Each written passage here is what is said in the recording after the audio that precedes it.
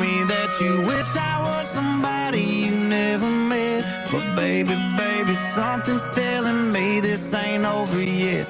No way it was our last night. I kissed your lips, make you grip the sheets with your fingertips. Last bottle of Jack, we split a fifth. Just talking about life, going sip for sip. Yeah, you know you love to fight, and I say it I don't mean, but I'm still gonna wake up wanting you and me. I know that last night we let the liquor talk. I can't remember everything we said, but we said it all.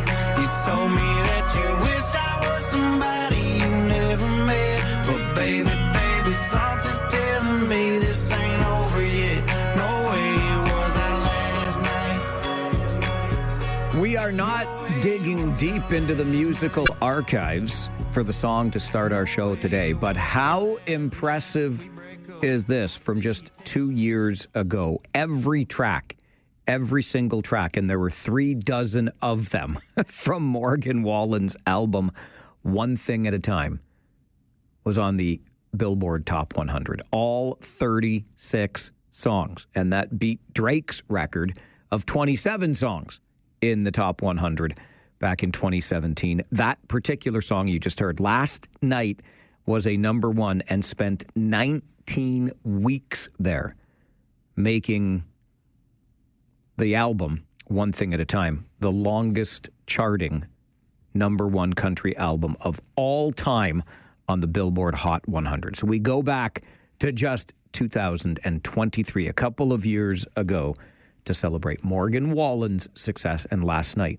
to start our show this morning. Good Friday morning, 6 minutes after 9. Thank you very much for stopping by, spending some of your time with us. We got into this last week on the show, and I couldn't help but notice while I was out and about yesterday.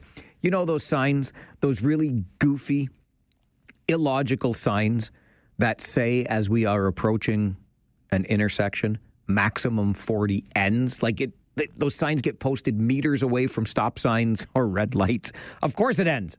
And why do you have to put a sign there and spend the money on the sign? I saw one yesterday on River Road. Check this one out, okay? Check this one out. Lorraine at River. So you're coming along Lorraine to River Road. And there is the maximum 40 ends just as you're approaching the lights at River Road. But better still, affixed to the maximum 40 ends sign is a no parking on either side of the sign. On one side of the sign is a sidewalk. I should hope we're not having parking problems there. On the road side of the sign, it's a turning lane. I don't know how many vehicles are stopping in a live lane of traffic to park. Maybe it's a problem in that particular area of Stanley Park, but I find it difficult to believe that it is. So not only does the maximum 40 end just as you're getting to River Road on Lorraine, but yeah, you shouldn't park there. We need to have the sign to remind you, no parking on either side of the sign, i.e. in the turning lane or on the sidewalk. These are the things that just make you go, And so too does this email from Rich to Mike at 570news.com. I received a photo radar ticket in the mail yesterday. It was on Bellside Avenue in Fergus, where the speed limit dropped from 50 to 40 for about a 300-meter stretch in front of J.D. Hogarth Public School. The vehicle was clocked at a conservative 53 kilometers per hour. So 53 in a 40, but the ticket came outside of school hours, 10:42 p.m. Not a single student to be found, but the limit was 40. Rich was doing 53, and he got himself a ticket. Photo radar, baby. It just continues to rake in the cash. 1, 2, 3, 4, 5, 6, 7, 8, 9, 10, 11, 12. Let's get to your Farwell Show 5 for this Friday morning. Number 1, the University of Waterloo women's hockey team knocked off the top-ranked Alberta Pandas to open the national championship last night in Elmira. New Hamburg's Cara Mark made 22 saves in the 3-0 shutout for the Warriors, who also got a goal from Waterloo's Gracie Smith on a breakaway, no less. The Warriors now face Concordia in the semifinals on Saturday. Number 2, the Fashion History Museum in Cambridge has been given a 1-month extension to move out of its Hespeler location where the city ended the museum's lease. The museum was initially working with a 2-week deadline, but now has until May 19th to remove its items. Number 3 on your Farwell Show 5 this morning. Have we found a new area of Kitchener to grow up, and away? 3 more tall towers being proposed in the city of Kitchener, this time at the Victoria Commons development in the Wellington and St. Leger area. The towers will complete that Victoria Commons development, which already includes some 4- and 6-story condo buildings. Now, this is the final phase, and initially, when this whole development was proposed, the towers were going to be 12 stories. Now they're proposed to be 21, 33, and 35 stories. Now, also a nearby project on Victoria Street at Margaret will have towers at 40 stories tall. Public meeting set for Tuesday night. Details for the meeting can be found at kitchener.ca. Number 4, bet you're glad you're here this morning. A fire near Heathrow Airport has closed one of the world's largest airports for the entire day, and that has sent air travel into chaos today. And number 5 on your Farwell Show 5 this morning, aviation experts say a preliminary report into a plane crash at Toronto's Pearson Airport suggests the aircraft came down at a high speed and touched down hard enough to break its landing gear. The Transportation Safety Board of Canada released its report Thursday morning, but said it's still too early to draw any conclusions. And that is your Farwell Show 5 for this Friday morning. I'm curious, are you happy? I mean, maybe compared to 10 years ago, are you happy? According to the new happiness report, we're not so happy in these here parts these days. We'll talk more about that and open the phone lines to you for the Friday morning wake-up call. This is the Mike Farwell Show, 570 News Radio and Rogers TV.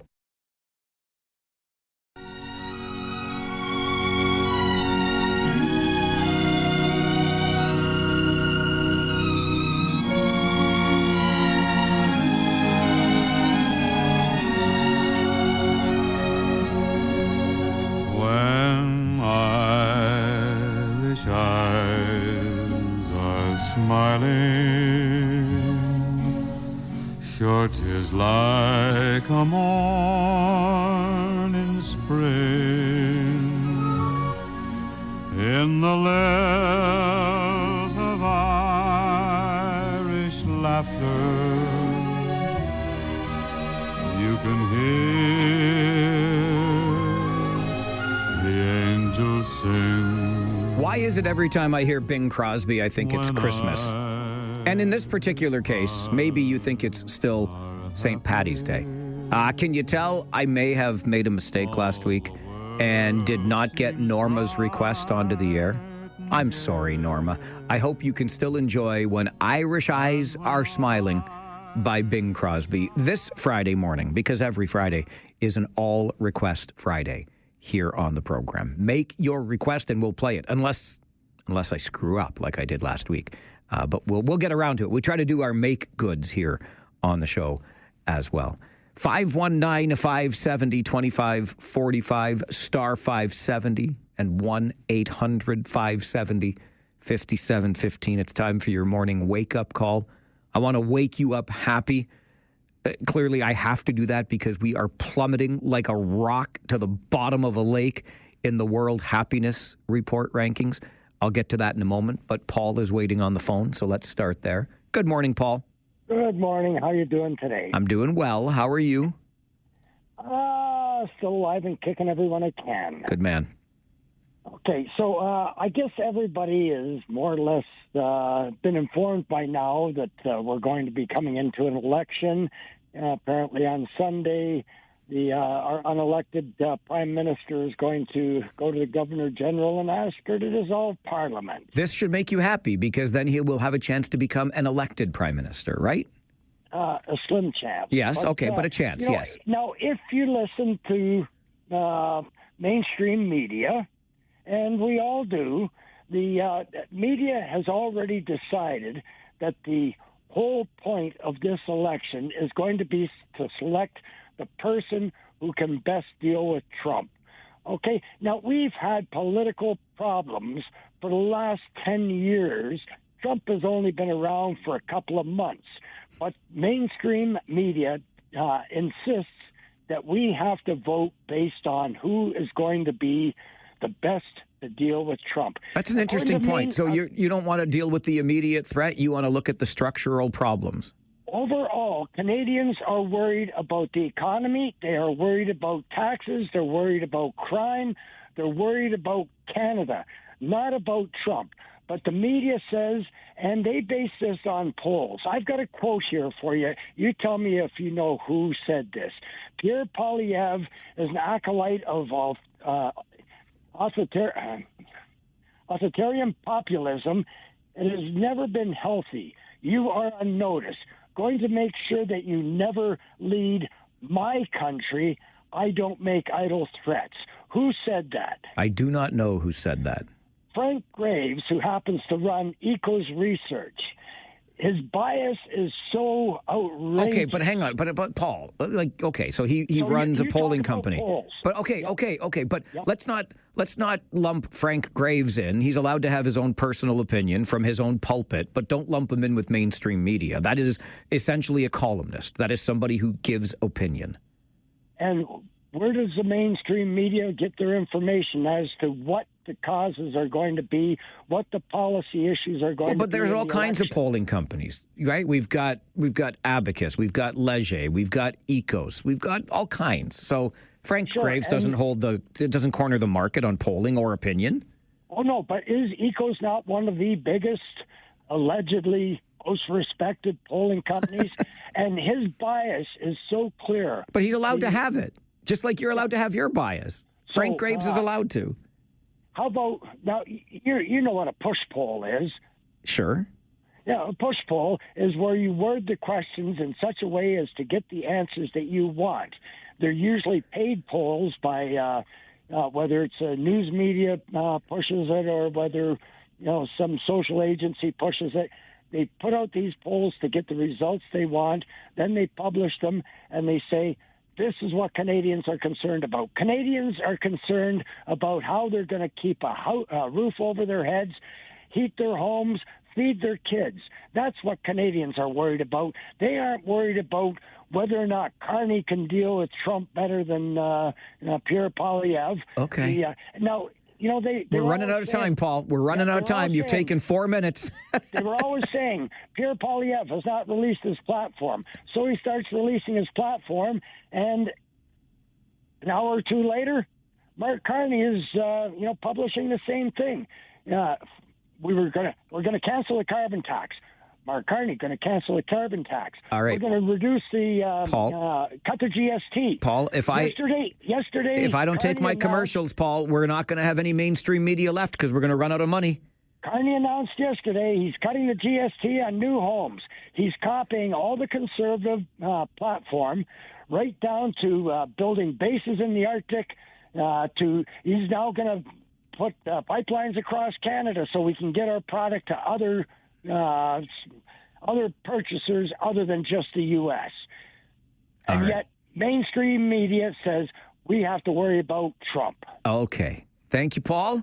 There's 5 minutes with Paul, who wants to make it clear, and he's not wrong on this point. It doesn't necessarily have to be all about, and the mainstream media or the general narrative certainly is that the election is going to be about who is best positioned to stand up to Donald Trump. That is absolutely the narrative. Like it or lump it. Paul clearly doesn't lump it. And I'm going to have to move on because I'm late for a commercial break. And I still want to tell you where we went in the happiness rankings. The bottom line is down towards the bottom. I'll talk about it coming up because it's a show that I can talk sometimes too. It's the Mike Farwell Show, 570 News Radio and Rogers TV. And the sign said, long-haired freaky people need not apply. So I tucked my hair up under my hat and I went in to ask him why. He said, you look like a fine, upstanding young man. I think you do. So I took off my hat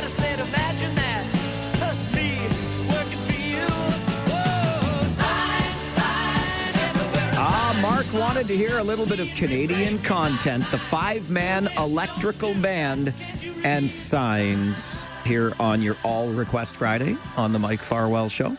We started the show by talking about Signs today.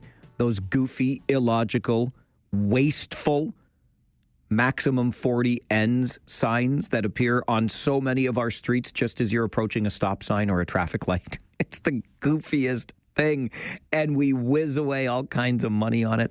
I couldn't help but notice, though, after seeing that sign yesterday, paid attention to my surroundings while I was ootin' a boot. There are a lot of signs clamoring for our attention on the roads. There's a lot out there. I would strongly recommend that you pay very close attention to the ones that say speed camera enforced, because Rich got himself a ticket at after 10:30 in a school zone thanks to automated speed enforcement. The photo radar nabbed him in Fergus. I don't know if you heard, but I wanted to share with you. And I'm sorry to be the bearer of bad news here, but in the World Happiness Report rankings, Canada has dropped to 18th in the world. That's down 3 spots from last year when we were 15th, obviously. But you go back to 2015, and Canada was 5th. So from 2015 in 5th place to 2025 in 18th place. And that makes Canada one of the largest dropping nations when it comes to our happiness ranking.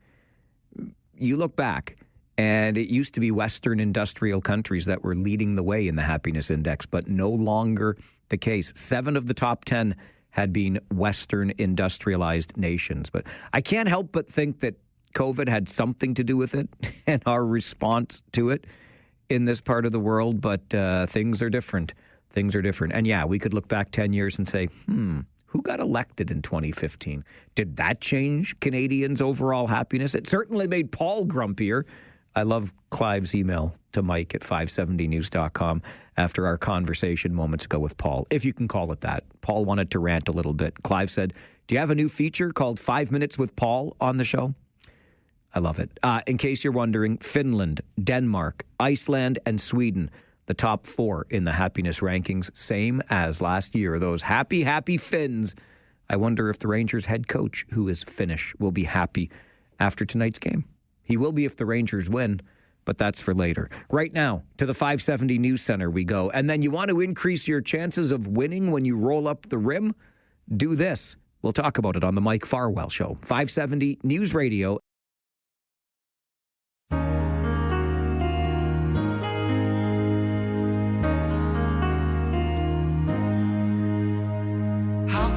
Just let you walk away, just let you leave without a trace.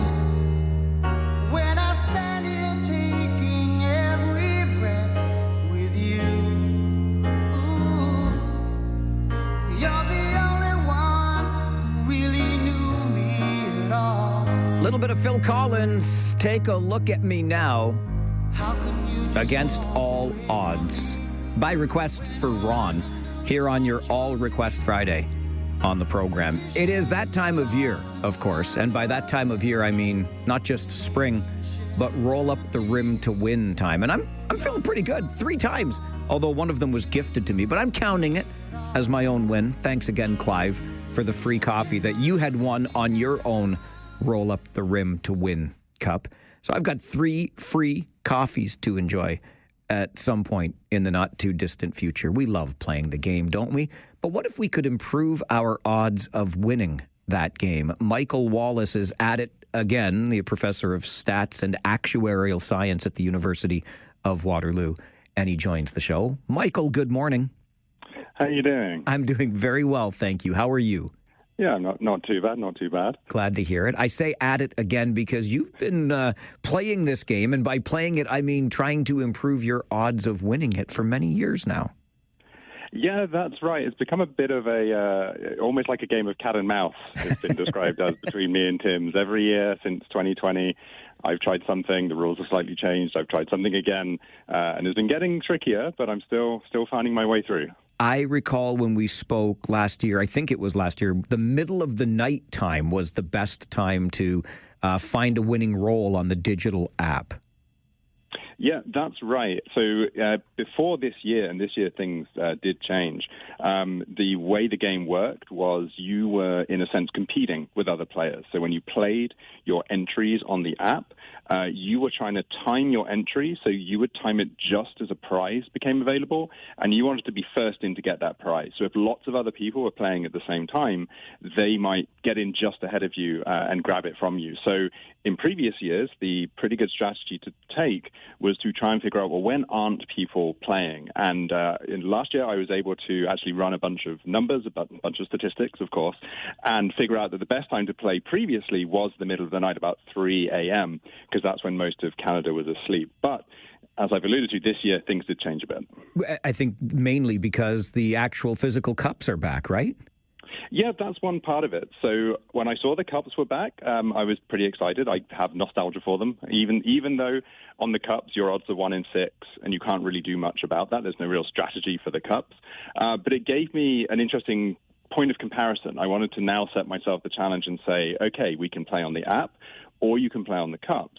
And your odds on the cups are 1 in 6. Can we do better than those odds on the app? Or are you actually better off playing the traditional way? And so what have you learned? Can we do better than 1 in 6 on the cup, which I guess would be fixed odds? Can we do better than that on the app?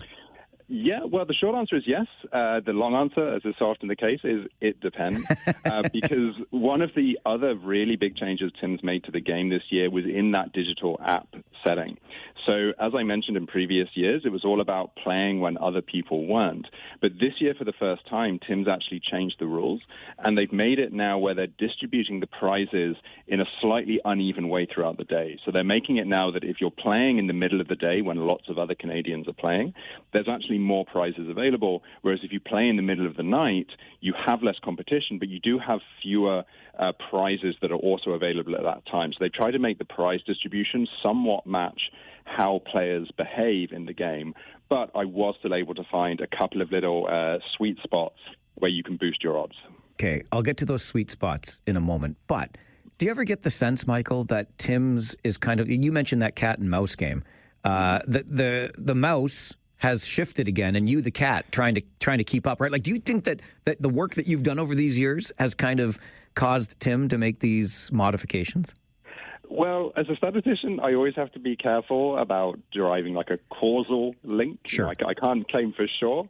But what I can say is each year when I've done something like this, they've changed something in the rules the next time around. And if I tried the same strategy again, it wouldn't work quite so well. So maybe it's a coincidence, but at the same time, when I read the rules this year and I saw they have like complicated equations in the rules now about trying to make these prizes evenly distributed, it is a little bit hard for me not to think that maybe I'm slightly responsible for this. I think you just might be, sir. I think you just might be. Has the corporation reached out ever to say, hey, Wallace, back off, buddy, like slow this down here? I wouldn't characterize it quite like that. Sort of back when I first did this, back in 2020, when I actually had a really high win rate of 98%, I did get an email from someone at Tim's where I think they were like a little bit bemused and a little bit concerned that maybe I'd found some, really big exploit. But once they understood what I was doing and they saw that what I was doing was totally within the rules and anyone could do it, they were really good about it. Back then in that year, actually, they helped donate some of my prizes to charity, so that was really good of them. And in the years since, we occasionally have contact now and again, but these days it feels a bit more like we just communicate through the rules of the game. Like each year they'll change the rules and I'll see it and think, oh, that's a message to me. I'm going to change my strategy again. I love it. It definitely is a little cat and mouse game. So back to those sweet spots. What have you learned this year, Michael? Yeah, so as I mentioned, if you're playing on the cups, you had a 1 in 6 chance. So that was my point of reference. Now, I earned a lot of rolls again this year, so I could do a proper statistical experiment, and I tried some different things. So one thing I tried was playing in the middle of the night, like before. You have to test your previous theories to see if they still work or if they've changed. And I found that if you played in the middle of the night at about 3 a.m., that was actually quite bad now. So that used to be the best time, but I found if I played at about 3 in the morning, I was winning only one time in 9, so actually worse than the cups. However, what I had a theory for, and when I looked at the data and I looked at how the game was working, I thought maybe that... Oh, sorry. No, you're still here. We're good. Oh, okay. Yep. I thought about a day of the week, and what I found was that if you play it around 8 a.m. on the weekends, so 8:30 a.m. on a Saturday or a Sunday, you actually hit a bit of a sweet spot because that's still a popular time during the week. But at the weekend, people are maybe getting up a little bit later. And so if I played around that time at around 8 a.m. on a Saturday or a Sunday, I actually got my win rate up to 1 in 3. So compared to that 1 in 6 chance on the Cups, if you play around that early morning on a Saturday or a Sunday, that seemed to be the sweet spot. It's probably obvious to anybody listening, Michael, that you are not a native Canadian. And yet, here you are playing the contest that is from the quintessentially Canadian cup of coffee. Have you become the ultimate Canadian regardless? Well, I mean, it's funny you say that. Back in 2020, I wasn't a Canadian citizen. And then a couple of years later, I did become a Canadian citizen. And I did joke to some friends that, like, maybe this was going to come up on my citizenship interview or something, this sort of meddling I'm doing. But no. I think it's all good. I do enjoy. I will say, based as you detected my subtle accent. I did, subtle as it is.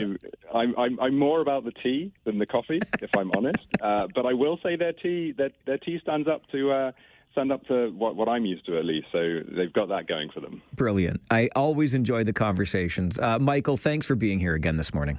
Yeah, absolutely. Thanks for having me. Michael Wallace is a professor of statistics and actuarial science at the University of Waterloo. You want to win on Roll Up the Rim? Use the app on weekend mornings around 8. That's when you're going to have your best chances. You roll up the cup, 1 in 6, baby. That's what you get. This is the Mike Farwell Show, 570 News Radio and Rogers TV.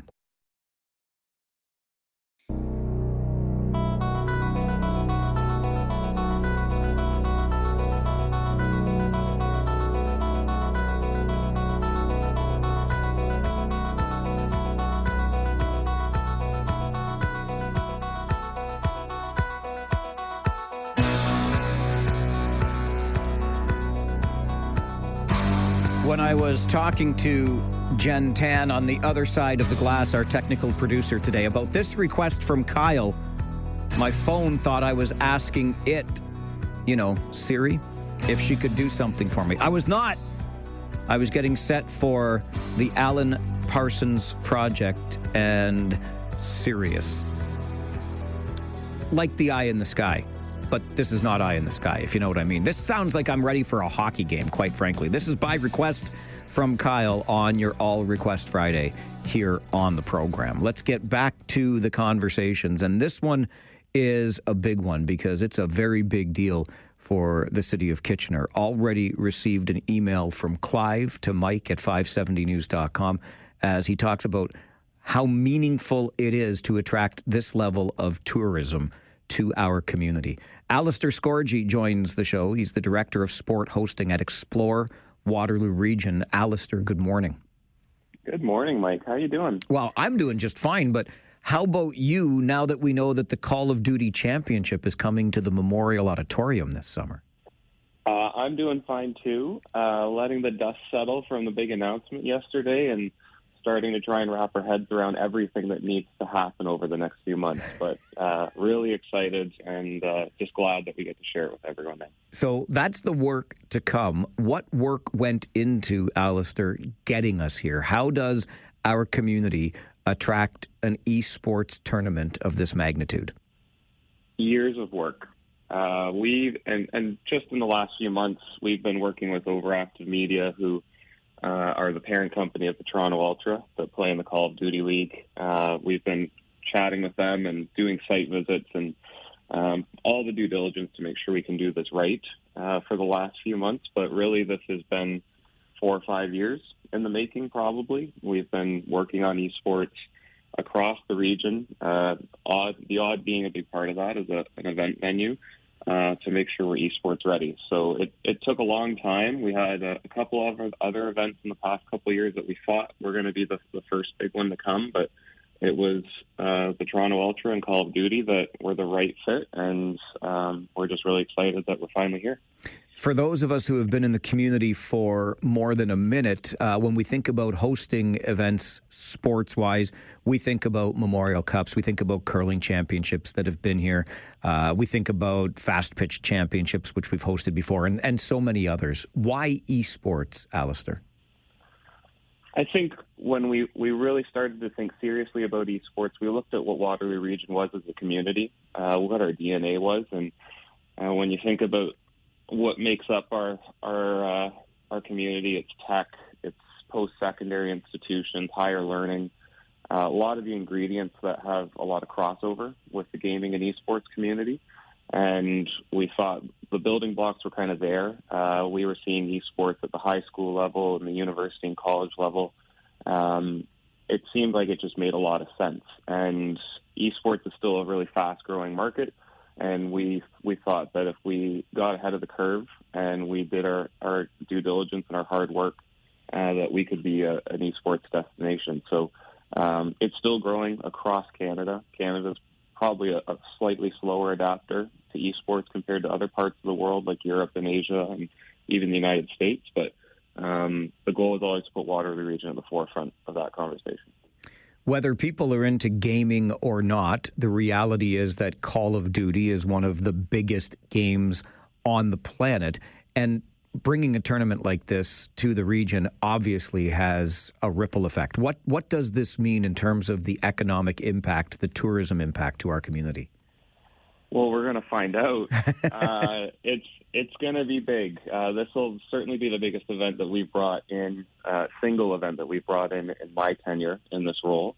Call of Duty has over 250 million players globally. The streaming numbers and the broadcast numbers are absolutely astonishing. Bit of an unknown because it's the first time that the championships have ever been hosted outside of the United States. So we have ideas and estimates of what we think attendance will look like, and we're pretty comfortable expecting about 20,000 people over the 4-day event. But we'll see what it is. We'll see what it's like for people to come to Canada, to come to Kitchener, and kind of what the economic impact brings. But we're hoping and expecting to see about $12 to $14 million of economic activity over the 4 days. You mentioned the Memorial Auditorium as a venue for events like this. What else made it possible, Alistair, for us to land this tournament? I think the biggest thing was making sure that Overactive Media, who is the host, it's their event, they bid on it, and they were the ones that started the conversation with us about potentially bringing it to the Odd, making sure that they felt really comfortable and that they trusted us. That's the work that we've been doing over the last 5 years to really be knowledgeable in the world of esports. On the one hand, it's an event, and like every other event, you need ticketing and you need food and beverage and you need all the venue requirements to make it happen. But esports has its own unique characteristics in understanding how the schedule works, how the venue needs to meet the demands of a very specific and very particular type of event.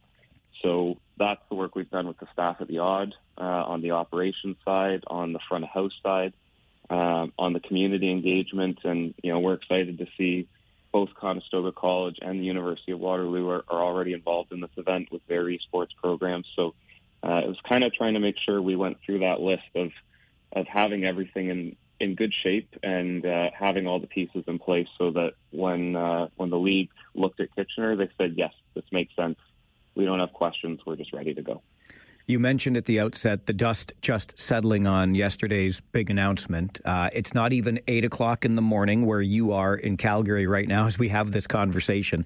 But what does come next now? What does it look like for the next several months as we get ready for this?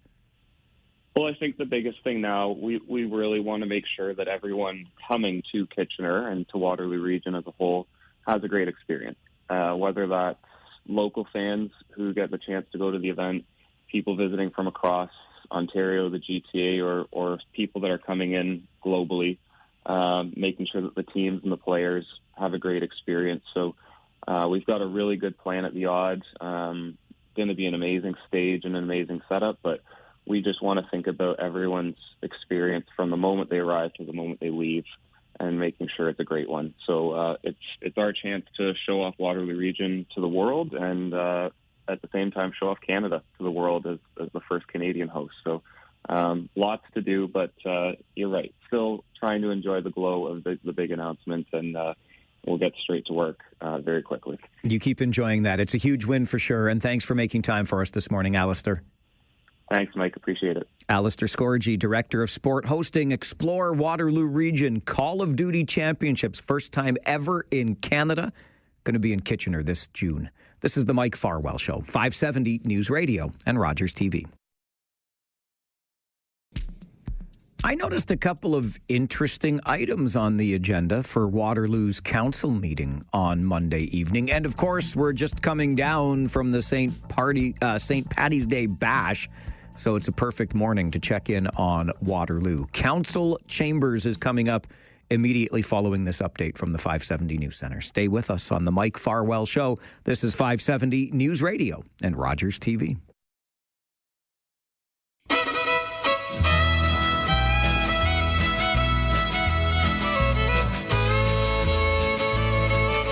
Goodbye, Jim and Jackie. Goodbye, John and May. We hate to see you leaving, bound for the USA. But if you don't believe your country should come before yourself, you can better serve your country by living somewhere else. I know the times are changing, factories closing down. But if you stay and help us, we can turn these things around.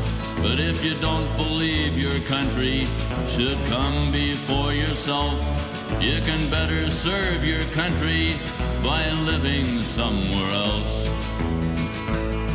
And while our politicians divide our precious land, we speak in French and English, but they still don't understand. Well, Mike, thanks for the request on this All Request Friday here on the show. Mike wanted to hear some Stompin' Tom and Believe in Your Country. I can't help but think back to yesterday on the show when I got an email from Helen, who was just all kinds of upset with the patriotic songs that I play when, in fact, I'm not actually patriotic at all. Helen was very upset, said I should go back to the communist country that I seem to want to be a part of. Anyway, Mike, thanks for the request. I love some Canadian content and some Stompin' Tom. And I love the chance on Friday mornings at this time to do as you requested us to do, and that is get some more information from inside our various neighborhoods around this region. City of Waterloo is in focus today on the Council Chambers segment, and Ward 1's Sandra Hanmer joins the show. Sandra, good morning. Good morning, Mike. How are you today? I am so good, and I have a feeling that you are feeling similarly, not just because of the sunshine, but, oh boy, those University of Waterloo women warriors yesterday, huh?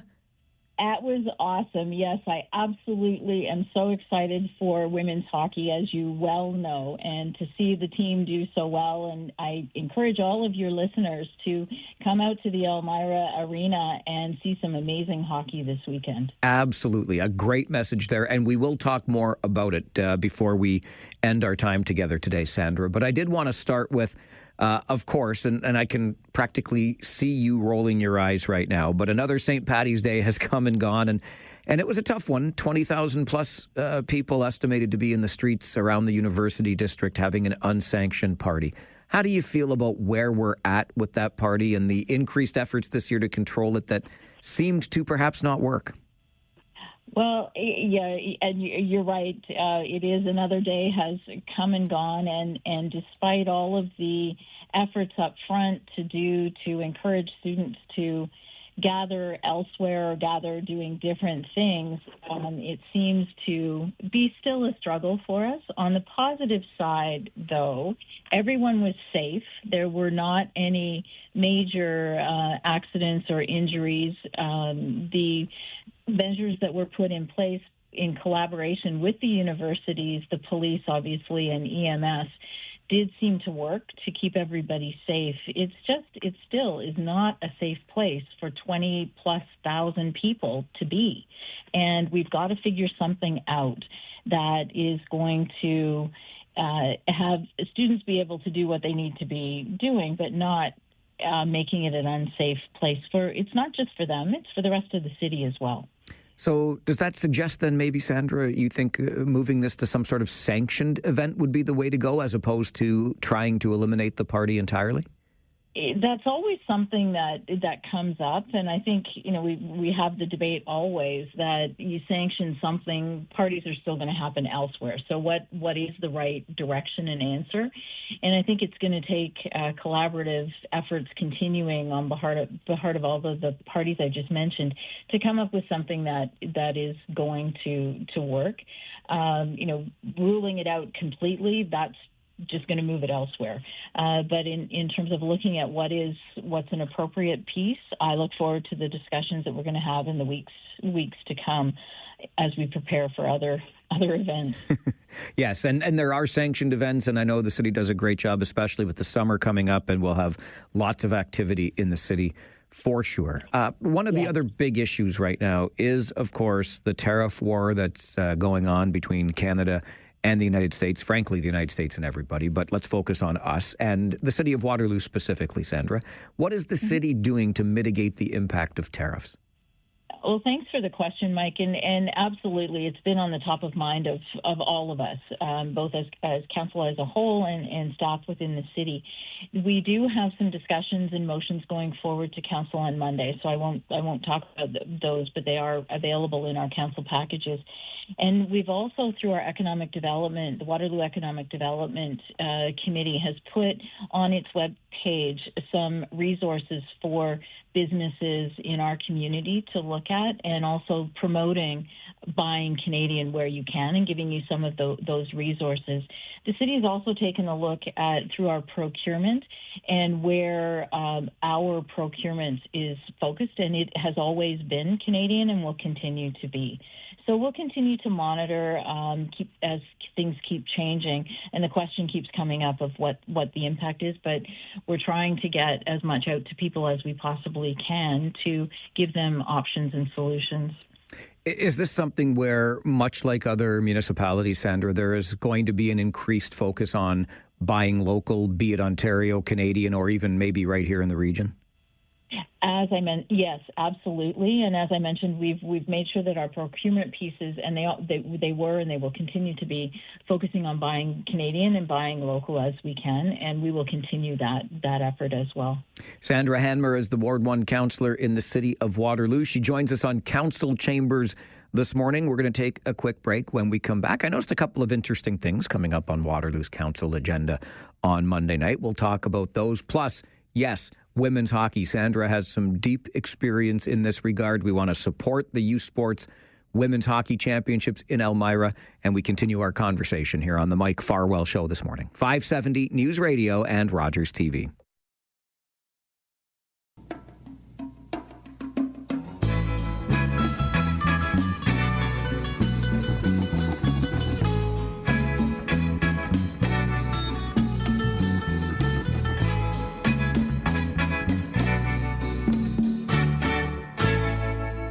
Look over yonder.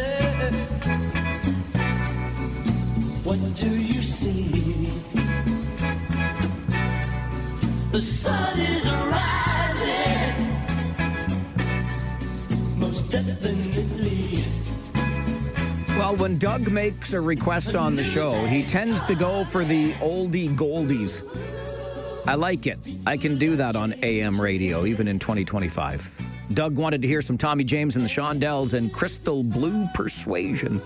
It is an all-request Friday here on the show. Friday mornings at this time also mean Council Chambers, a segment that we have begun so that we can do a deeper dive into local issues in the various areas of our community. Today, the focus is on Waterloo, and Sandra Hanmer, who is the Ward 1 councillor there, is with us on Council Chambers. Sandra, I noticed a couple of interesting things popping up on the agenda for Monday night's council meeting in Waterloo. One of them about the use of road salt. I don't know what influence the municipality can have here, but is there work to be done on the city's part to try to reduce the amount of road salt that gets used? So, Mike, it's a great question, and always this time of year, the issue of salt and the use of salt does come up on our agenda. Just to let you know, it truly is a balancing act, and making sure that we're balancing the environmental impacts as well as making road safety and ensuring that we can last through the winter months. And this year was no exception with all the weather that we had. The city does use salt, but our salt is and we also have alternatives. So it's more of a blend of sand and salt. And we continually are looking at different ways that we can continue that, as I said, environmental impact, making sure that we're minimizing it, and also the road safety. And I know one of my colleagues, Councillor Wright, does have a motion coming forward to keep challenging us to look at alternatives, and that is something that I always look forward to the conversation. And if there are different ways we can keep our roads safe and use products that are going to be minimizing our environmental impact, that's a piece that we need to do. We've talked about this on the show on many occasions, Sandra, and the big piece that always comes up in this conversation is the liability aspect of it, right? Because if we have a slip and fall on a sidewalk or in a parking lot, and even if we're having multiple collisions on our roadways, the issue of liability on the part, perhaps, of the municipality becomes an issue. Absolutely. So we're coming back to how do we balance all of the aspects, being environmentally conscious and sound, being safe for the road for people coming in place, and also ensuring that people can get around. So figuring out what's the best thing to do is difficult. And as we've talked before, salt is only one part of it, and especially with sidewalks, it's also encouraging people to help shovel and keep things clean and doing their part. So I look forward to our conversations more about what is the thing that we can do that does meet the environmental impact, minimizing it, road safety, and ensuring that people can get around. I remember when the city began the consultation as it was working on updating its noise bylaw and the Engage WR site that we were able to go to and participate in that consultation.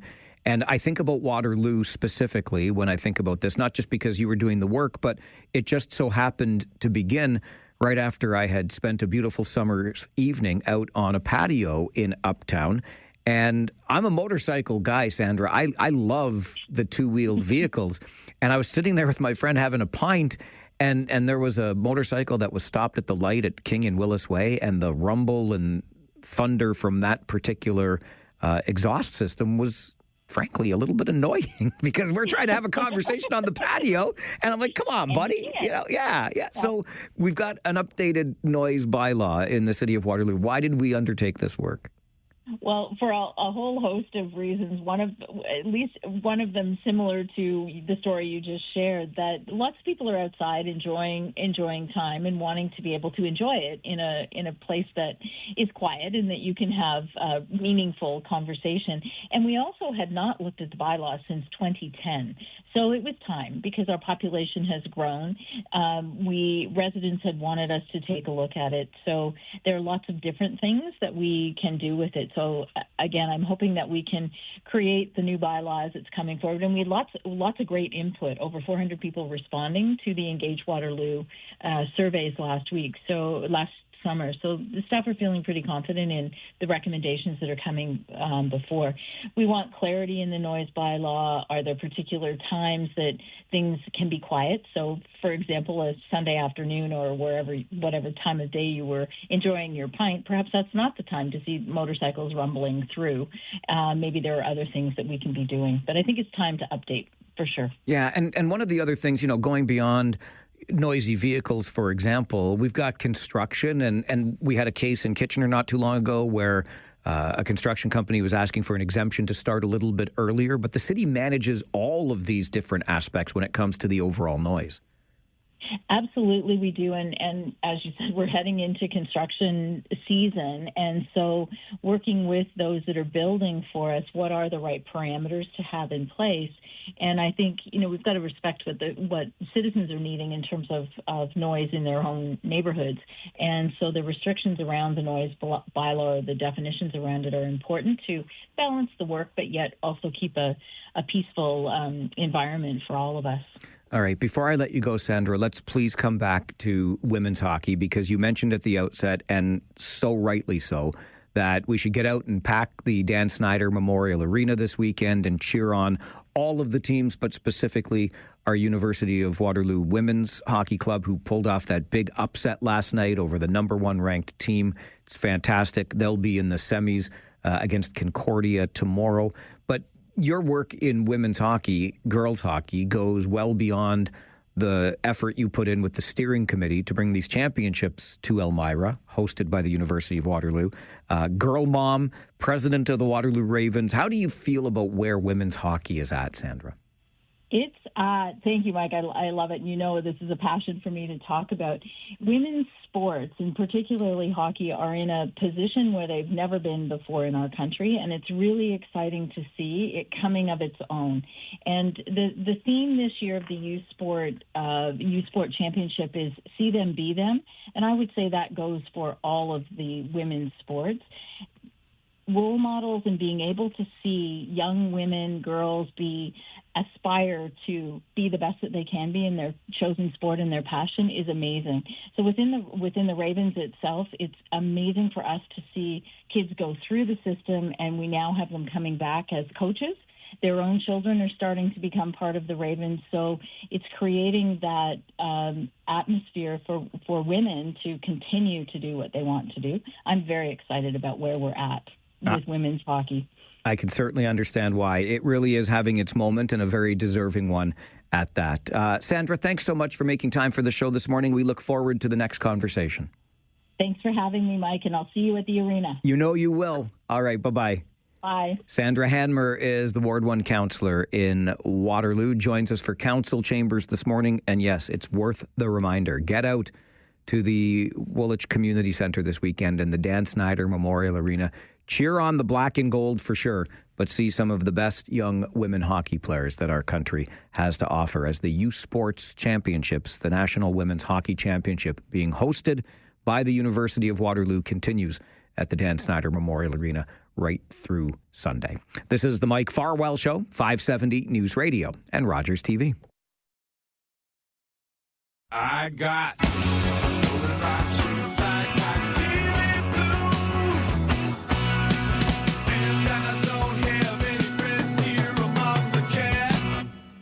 among the cats. A little bit of Max Webster for you by request from Phil on this All Request Friday. Here with the cats. Phil, you can stay there with the cats. Keep them over there. I don't want no cats around here. Dog guy right here. Just thinking back on that conversation with Waterloo City Councillor for Ward 1, Sandra Hanmer, and the update of the noise bylaw in the city of Waterloo. There's been lots of talk about this in our cities as we have more people and more people make more noise, etc. We've talked a little bit before about these noise cameras, these devices that measure the decibel level in a given area. They're at work right now in European communities, Berlin, Paris, New York, one borough in London. A pilot project was done in Edmonton from 2016 to 2020. And the only problem with that pilot was that the device couldn't detect which vehicle specifically was making the noise, but they measure the decibel levels. And if you go over that particular level, you get a ticket. And so if the devices, 5 to 10 years ago couldn't accurately determine which vehicle made the noise, as that technology improves, I think we'll see those noise cameras coming to a community near us. I'm just putting it out there, just a thought starter for you.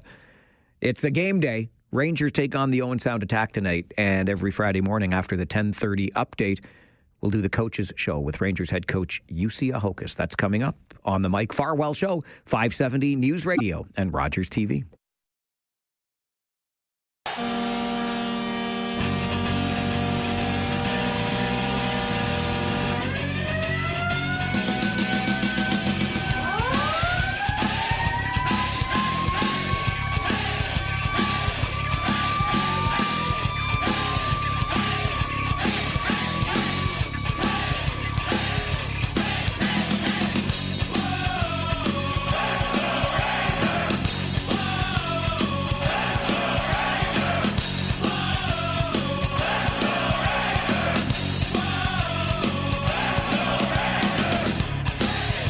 That sound can only mean two things. One is the Kitchener Rangers have scored a goal, and you're sitting in your seat at the Memorial Auditorium, or you jump out of your seat because they just scored. The other thing it could mean, of course, is that it's Friday morning, 10:30, and that means it's time for the Coaches Show with Rangers head coach UC Ahokas as we get set for the Owen Sound attack tonight. Good morning, UC. Good morning. I was just thinking back and looking at some numbers from players that either graduated from the Rangers or were traded away, Rakoff, Brustevich, Sop, Machar, etc. And that's more than 300 points, 120 goals out of your lineup from last year. As we head into this final weekend, I mean, this Kitchener Rangers team has a chance to have the third most wins in franchise history, third most points. Are you surprised at all at the way the team has played this season? Well, of course, but I think the boys have bought in really well. Like, of course, we've had a great goaltending through the whole year. But yeah, like if somebody would have said we would have a chance to be the all-time third best team in the whole franchise of history, it's a surprise. But I knew like everything goes well and the boys buy in and we do our thing. We have a good chance to playing well. But yeah, for sure, this amount of points I probably would have guessed. You've talked a lot before about money in the bank with players and the experience they get one year, what it means for the next year. And you've got so many young players on this team. What does a season like this do for them as you look ahead? Well, I hope for ahead, like we're even more ready. We should be like they've played already. Most of them 2 seasons, a lot of them at least 1 season with us, so they know our system, they know our culture, and we should be even more ready for next year. But let's play this season first, and it's always seasons. 1 season at a time. It doesn't like it's always new season's a new season, and you can't really come. Of course, you can compare them, but there's a lot of things changed. A little bit new guys, and then again, you have to do the work again. And of course, we have a little bit older players next year, but still, I think we've been building, and now the building's looking good. But if you lose in the first round in playoffs, it's not looking good at that point. But for right now, the regular season's been going pretty good. It was a tough, low-scoring game against London on Tuesday night. Do you think the team, took London lightly at all because of the players that were out of their lineup?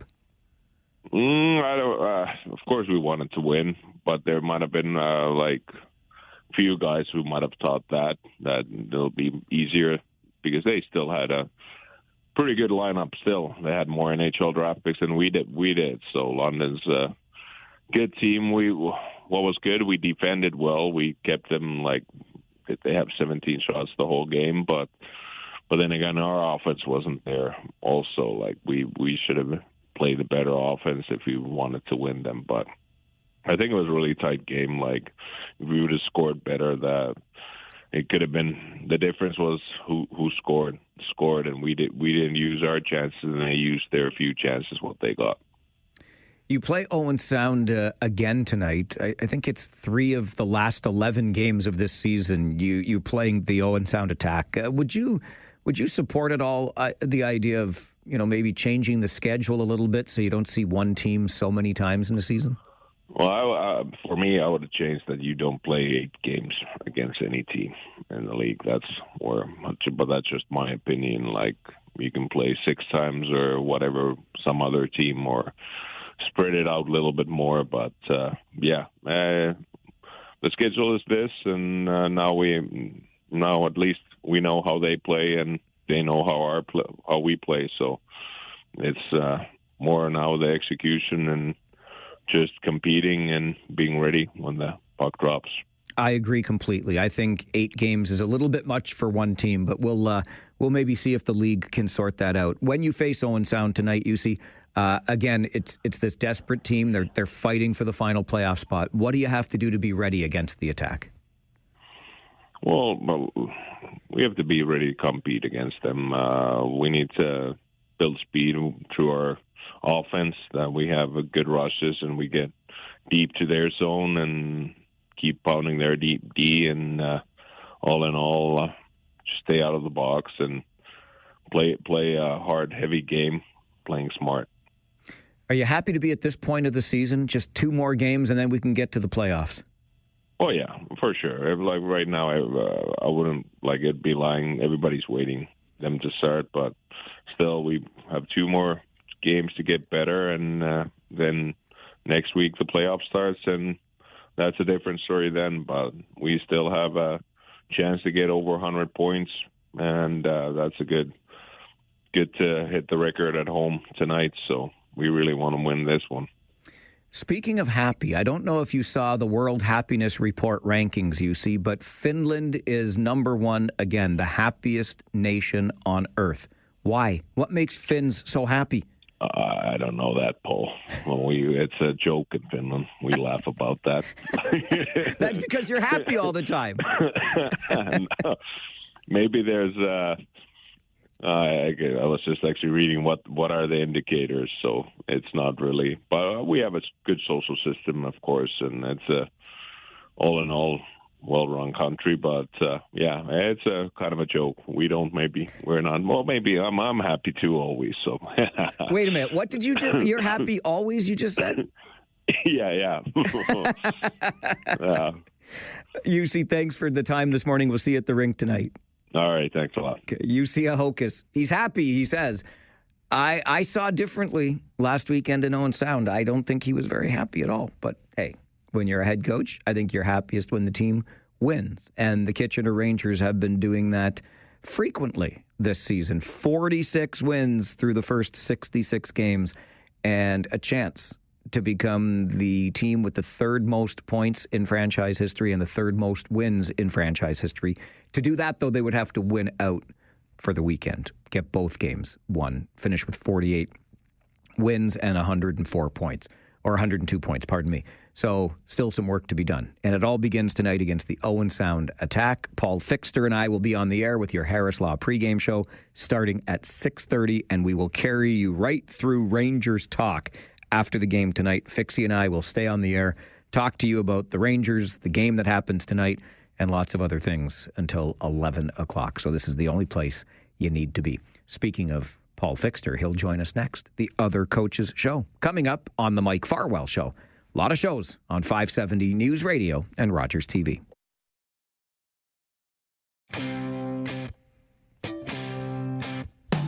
Fridays, game days here in Kitchener. You love the feeling of a Friday during hockey season, and we do everything we can to get you ready for the big game on Friday night because we are your home of Kitchener Rangers hockey. And that means the Coaches Show and then the Other Coaches Show with Paul Fixter, a former coach, now our color commentator on Kitchener Rangers broadcasts. Morning, Fixie. Good morning, Mike. Interesting to hear that UC is happy all the time because I can certainly remember some post games that I did with him that he wasn't so happy. I was going to ask him, if Finns are so happy, why are you so grumpy all the time? But I didn't want to push my luck this morning.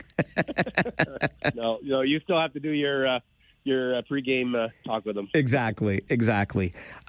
Listen, Fixie, I hate to break this to you, pal. I really do. But the ding-dang Flint Firebirds cannot get out of their own way and have lost 3 games in a row, while the Sault Ste. Marie Greyhounds have picked up steam and won 3 games in a row. Kitchener knows they're going to the playoffs. Kitchener knows they're finishing 3rd. We still might face the Sioux in the first round. And a week ago when we were doing this segment, Mike, I all but guaranteed that we were going to Flint. I mean, Flint needs 1 point. Surely they can get 1 point, but they haven't. They play Saginaw and they play Sarnia, I believe. That's right. They're in Sarnia tonight, and then they've got a home and home with the Spirit. Well, Sarnia has been going they've been going in the same direction as Flint. So yeah, they've lost 6 in a row. So that should, fingers crossed, Fixie. Oh God, because Saginaw is going to be a difficult game for Flint, especially if they need to win. Mike, I still believe it's going to be Flint, though. I really do. I do. I'm with you. I just can't believe that the Firebirds haven't settled this for us yet. No. I don't know why they're taking their good old time, but they're not. They're certainly going in the wrong direction. If we do, in fact, match up with them in the first round of the playoffs, we hope they continue in that direction and spiral out of control. Absolutely. Okay, so the same question to you, Paul, that I asked UC, and that is around this team. I mean, I looked back this morning because I was curious, and it's more than 120 goals, more than 300 points that the Rangers either graduated or traded away coming into this season. And here they are with an opportunity to finish with the third most wins and third most points in franchise history. How surprised are you? Well, I'm very surprised because if you asked me on game one in the Fixes In segment, 41 wins in or out, and I was out on that, if you recall, Mike. So I am surprised by it. What I'm not surprised by, though, is the amount of scoring that they've generated this year because of the depth of the hockey club. And I've said this time and time again, I believe this is a better hockey club than last year's hockey club, especially with the additions of Pridham and Humphreys and Hayden Ellis and, you know, the growth and development of guys like Tanner Lamb, Max Diracolo, you know, it can go on. And, you know, they have the best goaltender in the league. Best goaltender in the league doesn't score goals, obviously, but he prevents them, and that's one of the reasons they have so many wins. And the depth scoring is incredible. I mean, they have a defenseman, Cameron Reed, with 14 goals. So it's spread. Last year we had Rakoff, Stop, Rusnevich. You know, they were our top guns. This year it's spread throughout. We don't have a 50-goal scorer, but we have a bunch of guys with 10-plus, 20-plus. You got a good memory. I know I have written down the original Fixes In questions from day one, game one, when I asked you some projections for the season, and you remember the over-under on wins. Well done. I know we had a question in there about Luke Ellenis. Anyway, we will, during our Harris Law pregame show on Sunday, go back to your original predictions for the Fixes In for City Cabs and see how it all worked out for you when we're in Guelph for the final game of the season. But you're right on the 41. The Rangers now on 46 wins and could get to 48 if they win out this weekend. How important do you think that is for the club, Fixie?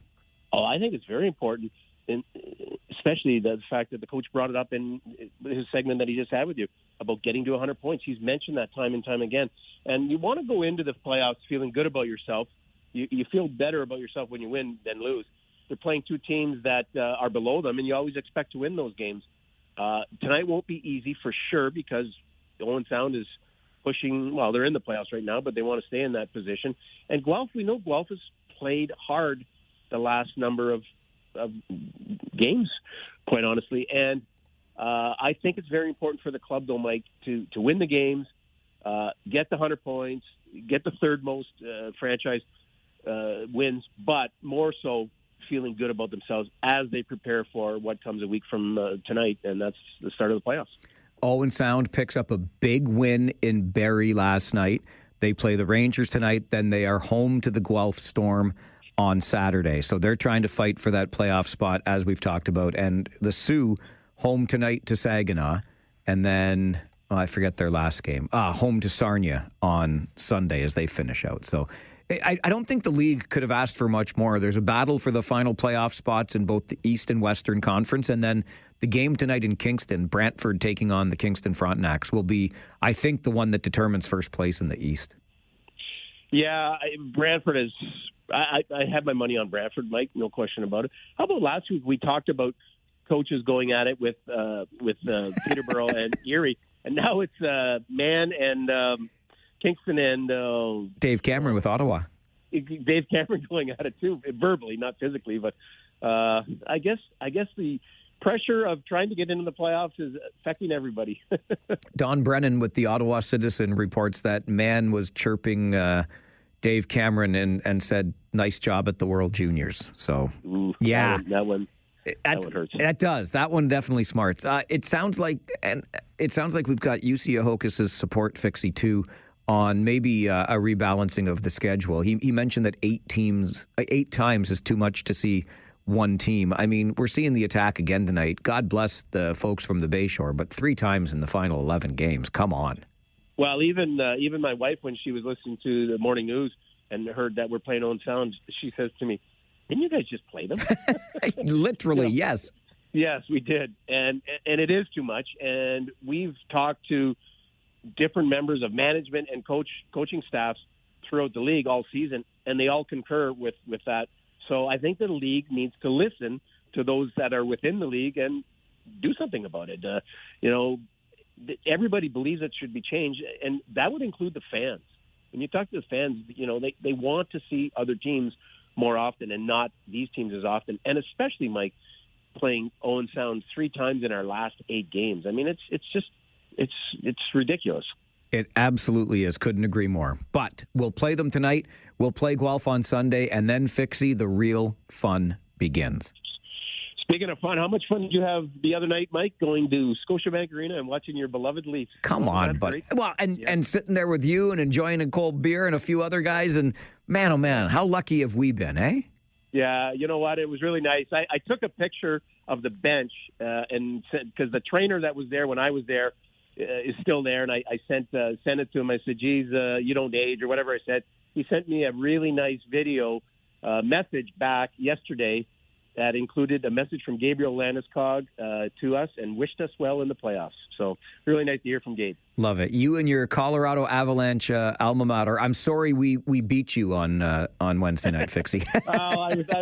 I was there with a bunch of Leaf fans, so I better have cheered for the Leafs that night. Good man. We'll see you at the rink tonight, Fix. I look forward to it. Thanks. Paul Fixter, the other coaches show, Fixie and I will be on the air. Harris Law pregame show coverage starts tonight at 6:30. We're with you right through Rangers Talk until 11 tonight. Everything you need for Kitchener Rangers hockey is right here on 570 News Radio.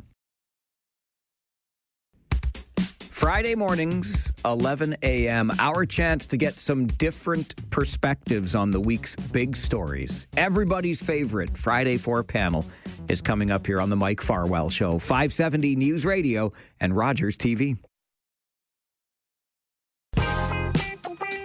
The Friday 4, a weekly segment from 11 until noon where we get some different perspectives on the week's big stories. And we are joined around the virtual table today by Marjorie Ann Knight, family outreach worker at the House of Friendship. Marjorie, good morning. Presentation of that. So. Oh, is it really? Yeah. Well, I don't think I think somebody took me to. I don't think anybody's hearing me. We need to get that sorted out here very quickly. We're working on it on the other side of the glass. Our lovely guests. I see the scramble. I can see Devin scrambling away, but I do not think our guests are hearing us. All right, Dev, you got to give me an update here, buddy, because we're live and I don't know what's going on. If we can't talk to our guests, then we're not going to have any luck doing our roundtable, are we? Yeah, just a little bit of those fun technical difficulties, actively trying to fix the microphone issue and why they're not hearing us. Okay, so what we're going to do? Clicking the buttons as I speak, which I'm hoping will let them hear me. You are clicking buttons, and I'll tell you what I'll do. I'll let you know who it is around the virtual table this morning. Marjorie Knight, who I just mentioned, is a family outreach worker with the House of Friendship. Philip Molto is here, who ran for council in Ward 9 couple of elections ago and also spent about 30 years in local media with our good friends at CKCO TV/CTV Kitchener. And Bob Verbanek is with us, a former journalist and editor, instructor at Conestoga College. I got a thumbs up from the other room, so I think you are all hearing me now. Yes, we are. Fantastic. I love it when a plan comes together. Good morning, one and all. Thank you for being here. I just finished doing the introductions while we were getting the glitch sorted out. So, Marjorie, I'll start with you on topic number 1, and that is the federal election that we fully expect will be called on Sunday. We'll be at the polls before the end of April. How do you feel about the race between Mark Carney and Pierre Poilievre? And yes, I leave Jagmeet Singh out deliberately because, come on, he's not even in there. I know, Marjorie, but come on. Well, really, I've gotten the popcorn out because it's really entertaining at this point to me, because then I hear, on the radio, carbon tax Carney, and then, the carbon tax is gone. It's just like the Conservatives are just one step behind in all of their ads and trying to play catch up. It's really interesting to watch because the playing field keeps moving. I think that I don't think anybody has it in the bag who is going to win at this point, but it sure is not the landslide that people were expecting it to be. And I think it's going to be very interesting because people are really looking at it carefully now as to who they want. Level of education has all of a sudden come into play. Who knew? People's thoughts and words and actions on things such as money, economy, investments. It's become very, very important. And even more than that, it's been about people's view of Canada on a whole. So where you have somebody who has been talking about Canada is broken, and all of a sudden they're trying to, switch that to we're not broken, we're actually united, and we need to, it's become a really interesting race. I have the popcorn out and I'm watching. It is very interesting, and you nail it, Marjorie, on a couple of the reasons why. I mean, primarily, it's just that the Conservatives, I think, got what they wanted here, right? Justin Trudeau resigned, right? And we're going to have an election early. Let's call the election. Well, here we are. And now the Conservatives absolutely have to pivot on messaging because Axe the Tax doesn't work. Justin Trudeau's Liberal government doesn't really work. And here we go. Canada's broken. Bob Verbanek, thoughts on the race ahead? Yeah, we're actually racing against a politician who's not even on the ticket. Really, it's the Trump election, really, and it's which party has that most cogent and direct kind of response to that. And anyone who seems to have been who tied themselves to that sort of negative conservatism that seems to be the rage in the United States. It's actually not playing here in Canada, right? Because the assault on Canadian identity, sovereignty is inflamed Canadian passions, and that Canadian unity message is now the most important one. So I have. We'll see how it goes in terms of getting into the weeds of this, but it seems like the personal attacks are not going to really take this time. I know they've tried; they were hoping to obviously make this race about Trudeau, the NDP, the Bloc, even the Conservatives were definitely trying to do that, and now it's about ideas and policies and how you're going to be defending Canada's interests, and I think that's great. That's a policy, maybe an actual policy campaign this time, and seeing how we come through this instead of a personality one. It's interesting, Bob, because that is absolutely the prevailing narrative right now. Who will best stand up for Canada in the face of the threats brought on by the U.S. administration? But we had a caller earlier today that wanted to say it's about way more than that. Let's look at what has happened in Canada these past 10 years, deficits, et cetera, and maybe the narrative should be, how are we going to make life more affordable for Canadians, et cetera? Phil Molto, what do you think? Wow, this is, it really is get out the popcorn time. I agree with Marjorie. I mean, on the way in, you had the hockey coaches on, and you got three lines, and you don't know what's going to happen. How do you react? I mean, they went in, the Conservatives were looking at this. Okay, we got the Trudeau era. We got all this stuff. We're going to throw this bag of hammers. We're ready. Suddenly that bag of hammers is kind of rusty and seized because Trudeau is gone. The stuff of 4 or 6 years ago is gone. So now they have to come up with a whole new thing. I don't think they expected Carney to be as popular as he is. I think this has really caught them off guard. So now they even a month ago, they're trying to discredit Carney. And it's going to see, like, how are they going to play? How are they going to play this? What's their game plan? What's the chalkboard in the dressing room for this? Because there are so many ways that this could play out. You mentioned in here that Singh has become, because he supported Trudeau, he's become sort of a non-entity. It's all about leadership and who's got the leadership to move this forward. Pierre Poilievre has been able to throw all kinds of stuff at Justin Trudeau. I don't know he's been able to do it as well at Carney, because Carney comes in with a resume, and they've even tried to downplay Carney's role in previous conservative governments with trade deals and say, well, he's in the photo op, but he's not really important. Well, if you get in a photo op in an international trade deal, I think you're kind of a key person. So I'm really interested. What's going to be the game plan? What's the chalkboard in the dressing room look right now for the all parties, even independent candidates? Because people always vote who's the leader, what party. But what about independent candidates across the country? What about other party options as well? So we got the two big ones, but what's going to happen across the country in specific varieties? What's the bloc going to do in this next election? There's a whole bunch of other entities that may play out in the next couple of weeks. Bob, I don't think we're surprised at all about Carney's popularity because it was all the focus was on the Liberal Party during the leadership convention, right? But do you think there's a way to change that narrative and make it more about Canada as opposed to somebody defending us against Trump? You would like to, except for the news cycle every day is what's coming out of the United States, right? So, right in the middle of this campaign on April 2nd, we're going to see a new round of tariffs, right? A new reciprocal round of tariffs. It's going to set the tone and the debate for what's going on in Canada, right? And how do we respond and what's the impact on us? So, I'd like to say that we'd have a made in Canada policy election, but really it's definitely in reaction to what's going on, especially right next door to us. Bob Verbanek, Phil Molto, and Marjorie Knight are with us on the Friday Four Roundtable today, speaking about what's going on right next door to us and that tariff war that we're in the midst of. Some municipalities in this province are taking down American flags to show their displeasure. Is this what we ought to be doing? We'll get our panel's reaction to that as we continue on the Mike Farwell Show this morning. 570 News Radio and Rogers TV.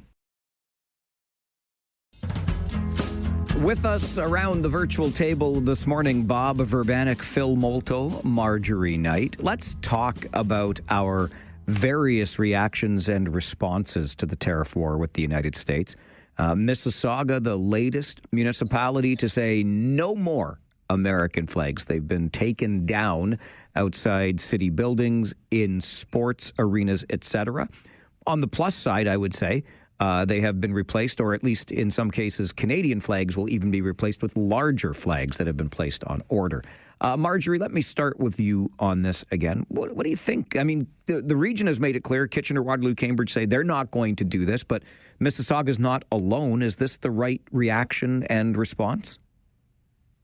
It's a reaction. I'm not sure what it achieves. I guess my big question is, well, why are we flying an American flag in the first place? In these places of our city halls, are they flying ours? Is there some reason for their flag to be there? If there isn't really a reason for their flag to be there, then it's neither here nor there whether you choose to fly it. At sports arenas, I know we usually fly flags to represent the countries that are represented in the sports that are taking place there. And I think that is a sign of respect to teams. And I don't believe that we should be playing with that. But, when it comes to municipalities flying flags, I think it's their right to fly what they want to. And I just don't even know why. We have their flag flying everywhere. Why? What's the reason? I hadn't thought of it that way. I appreciated what Kitchener Mayor Barry Verbanovic said about continuing to fly the American flag because of the dual citizens who live here, companies like Google that have American employees. But next time I'm in Pittsburgh or Detroit, I might just have to look and see, is the Canadian flag outside City Hall? I'm not sure that it is. So you got me thinking, Marjorie. Google can fly the U.S. flag and the Canadian flag there. Yep. But there are lots more dual citizenships in the region of Waterloo than just American, because there are lots of us Jamaicans and Caribbean folks. That's so right. They're our flag. Yeah, they're definitely not flying our flag down there. So you're right. It's challenging assumptions, but I always consider the source of some of these actions too. And in this case, it's coming from one of the most performative politicians that we've seen, Carolyn Parrish, who likes to court controversy. And this is her way to stir up debate again. So, I mean, she's always looking for that sort of look at me moment. And I think this is one of those again, too. Unfortunately, she's had a track record of that, too. But it does start a good discussion that Marjorie suggested is, why are we flying those flags? I know in my travels in the United States, you're not seeing Canadian flags flying on American institutions, right? It seems that we've taken this, hey, we're neighbors, and that next step to saying we're welcoming neighbors, that we're not much different than you, and now we're starting to define, hey, we are, and making that distinction. But it's a disease of these times that we have all these performative politicians doing these actions to basically do their signaling to whatever sector they're trying to appeal to at that time too. Phil, your thoughts? Are we unfriending America on Facebook with these actions? What happens in 4 years from now when Kamala gets in as the president? And I have to say, we have to say, hey, sorry, we took all your flags down. Sorry, we said all those nasty things. Let's just hug and make up. Some of this stuff is lasting, with the implications. And also, you have to look at the towns who are really harshly affected by what's going on here. The ones that are really close to the border, the ones who feel like annexation, they're being inundated with Fox 24/7 over traditional airwaves. They're really feeling the threat. Or cities that rely on softwood lumber or potash. I just drove in from Vancouver a few days ago across country, and as I'm driving, thinking, all these towns have a different connection to Canada. It's such a massive country. 5 days, and I didn't even get to the other coast. I got as far as KW, home of the best junior A hockey team. And you see how diverse our country is, and especially economically. So one town, you can say, oh, they should leave the flag up. You don't realize how harsh this is. This could bankrupt those sawmill towns. You go through Dryden, softwood lumber town. What happens if there's the tariffs? What does it do to them? So some people say, well, we'll just ride this out for 3 years. Let's keep the flag. Other people say, no, we have to make a statement. This is, if there's any statement we can make as a municipality, this is it. Let's lower the flag. So depending on where you live and how you're affected by what's going on, your response would be different. I'm really thinking on what Marjorie said, though, too, insofar as what does this really accomplish? And I think you touched on it, Bob, where I think you're just signaling some sort of virtue, right? It's the same as booing the anthem, I think. I mean, it might make you feel better in the moment, but what are we really accomplishing? Phil, you don't like that? You want to boo the anthem? I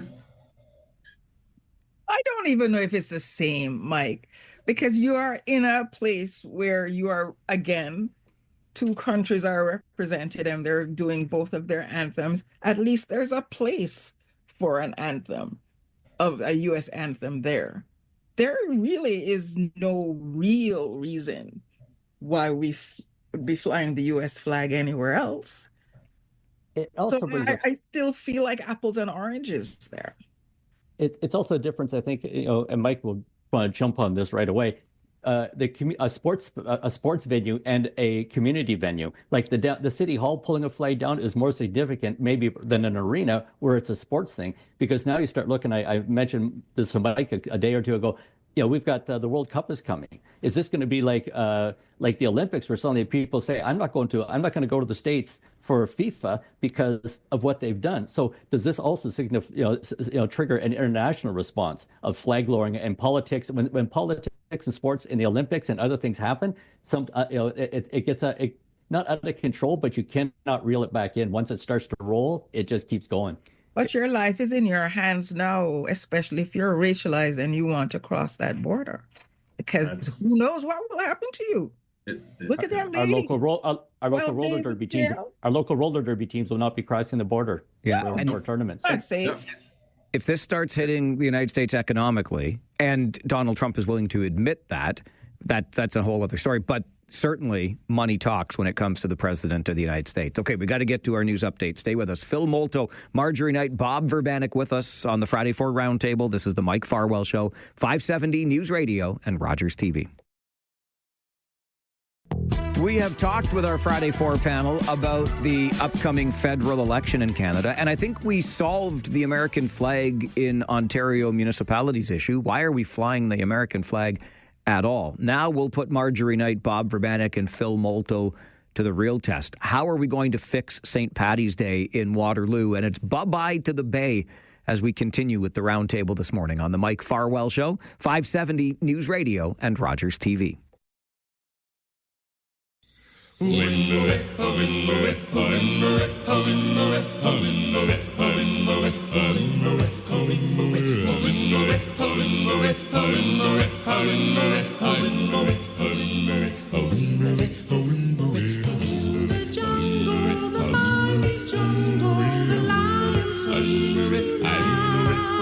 know, I like it when even our Friday 4 guests are into the All Request Friday here on the show. David Drew, our good buddy, wanted to hear not just any version of The Lion Sleeps Tonight. We talked about the Tokens version earlier this week. This one by the Nylons, and it's got our Friday 4 guests bopping along as anyone should with this song.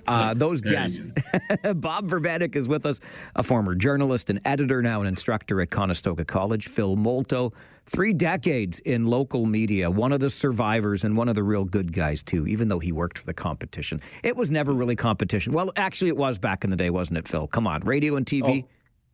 We watched each other 24/7. We knew everybody's movement. We saw somebody driving into a place like, why are they going in there? What do you know that we don't know? That's right. And Bob, you were part of that too with the Chronicle. Yes. Yeah, that's right. You guys are following our stories, and it's on TV tonight, or radio right now. What a surprise! You know what? Get out the Rolodex. Who do they know that we don't know? That's the God's honest truth too. The newspaper and the resources you all had in those newsrooms. Anyway, we'll share that for another time. Have a little round table of the good old days. Marjorie Knight is here as well, family outreach worker with the House of Friendship. Okay, Bob, I'll start with you on this, and it's going to take you back to the days writing for the Chronicle, and Yes. you would have covered it, and you would have wondered what the heck, or maybe, I don't know. I'm about to find out what you think. What are we doing at St. Paddy's Day?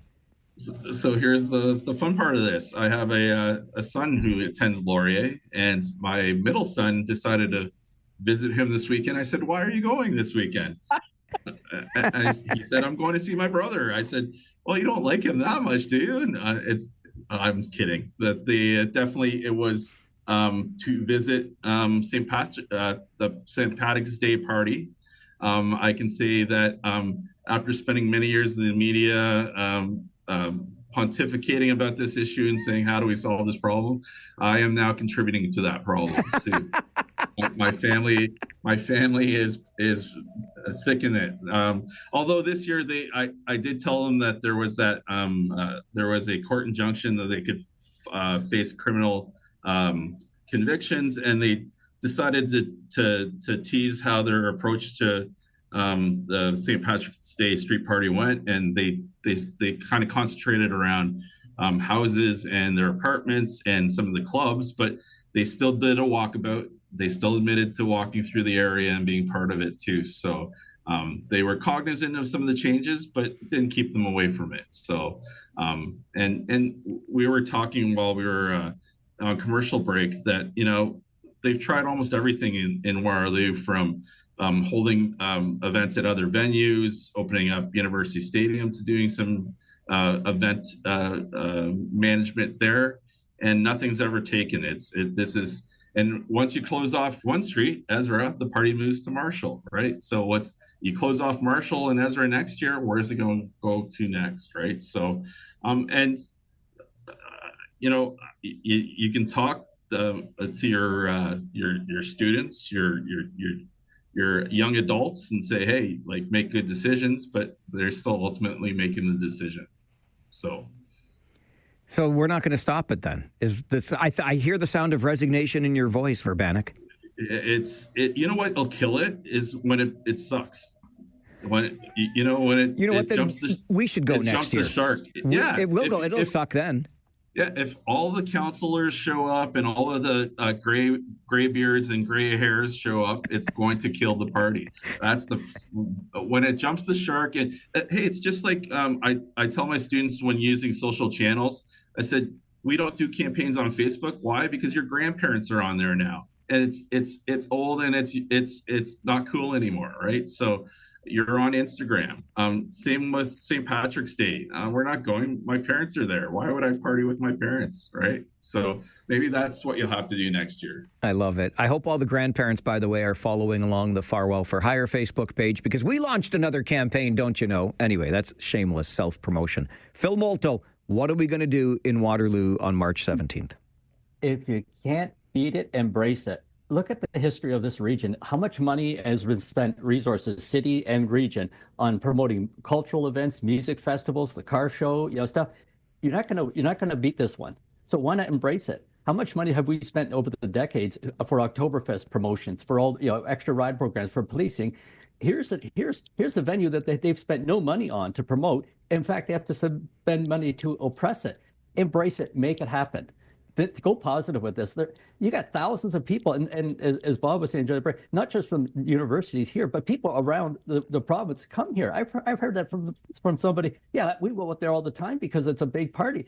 Then embrace it. If we spend all this money and resources creating cultural, musical events, why are we pushing and oppressing this one down? It's St. Patrick's Day. Throw on a green hat, throw on some green sunglasses, and make it a positive event. Let's embrace it. Let's stop fighting it. Here's the big question I have about that. Who is going to assume the liability for it? That's the big one, right? Because KW Oktoberfest assumes the liability for Oktoberfest. The cities assume the responsibility for their various functions. Who's going to put their name on the insurance tab for the liability for this party?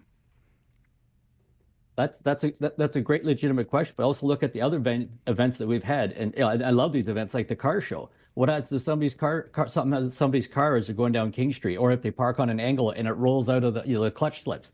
What happens at right? At but the city's that's the thing. Somebody's got right. That's the missing piece here, because nobody, and this is my big frustration, right? Nobody will assume responsibility for this party. Nobody. I think in answer to what you and Bob were talking about, we need a really bad beer sponsor to show up, to sponsor it. Like that really flat beer that you just keep pouring and nothing happens. Like 14 glasses later and you're still thirsty and nothing's happening. Get one of them to take the liability, and we'll give them they can put up their banners. You are such an amateur, Molto. There's no such thing as a bad beer. Come on. Marjorie, what are your thoughts on St. Patty's? For university students. That's true, too. Some of the stuff we drank back then, holy cow. And you see, and that is my thing. Not one of you are going to tell me that when it was your university days and that was your age group, that you wouldn't have been down there at that party too, because we had the parties and all these grandparents and graybeards that are there. Oh, get off my! They were all partying when it was their turn. It's a rite of passage in this country. You go to almost any university town, they grapple with this. Why? Because from day immemorial, when great grandparents were there, they had their parties, and every time, like rite of passage for them to have that, you have all of the older people going, oh my goodness, why clutch pearls hair? Why are they doing this? Well, you did it. You had a great time. Why is it that now that you're older and going, oh, I have grown and matured and understand that is not wise? But you did it. You did it already. But we did it in the bush, Marjorie. Take it away from them. We went to bush parties. Man, yeah, I saw Mike at some of those what bushes. You want to call it. We had them at Bishop's University. We had them out in the open, and people came from all over Canada to some of our parties that we had there. So I know it was going on. We can be all adulty and grumpy, but we were all doing it when we were that age. The question is how for it to be done safely. The problem is that in those days, there weren't quite so many of us. So it was easier to manage. But now we have a lot of students. The numbers have grown, and it's really about safety more than anything else. But you're not going to stop that party. How are you going to? You were all a part of making it a rite of passage. And I told Marjorie, wagging that finger now. Yeah, I told Marjorie and Phil during the break that yeah, I recognize some of those houses in that area, and I might have visited them myself back in the day too. So, yeah. You know, Phil, you got me really thinking on embracing it, and because you made a really compelling case. We just have to get that person then, or that institution, to step up and take on the liability for it. So it'll be interesting. Marjorie Knight, Bob Verbanek, and Phil Molto. I didn't think we could, but we might have. We might have just solved St. Patty's Day. I don't know. Who wants to take on the liability is the question. We'll take a break. The next question is, what do we make of the demise of a near 400-year company in this country? Bye-bye to the Bay. This is your Friday 4 Roundtable on the Mike Farwell Show, 570 News Radio and Rogers TV.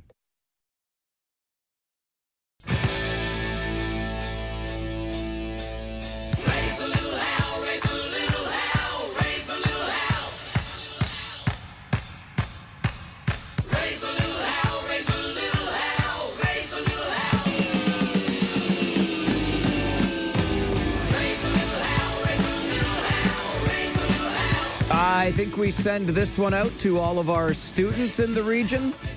Way to go. You raised enough hell that we're still talking about it a week later on the program. By request for Andre on your All Request Friday here on the show. Fridays also mean our Friday 4 Roundtable. Phil Molto, Marjorie Knight, Bob Verbanek with us. Phil, I'll start with you on this last kick at the can here. Our fourth topic is Hudson's Bay. And I guess what it was, because it's currently working towards liquidation, and ultimately we assume the end of a near 400-year era in this country. What do you make of the liquidation and ultimate closure of Hudson's Bay Company?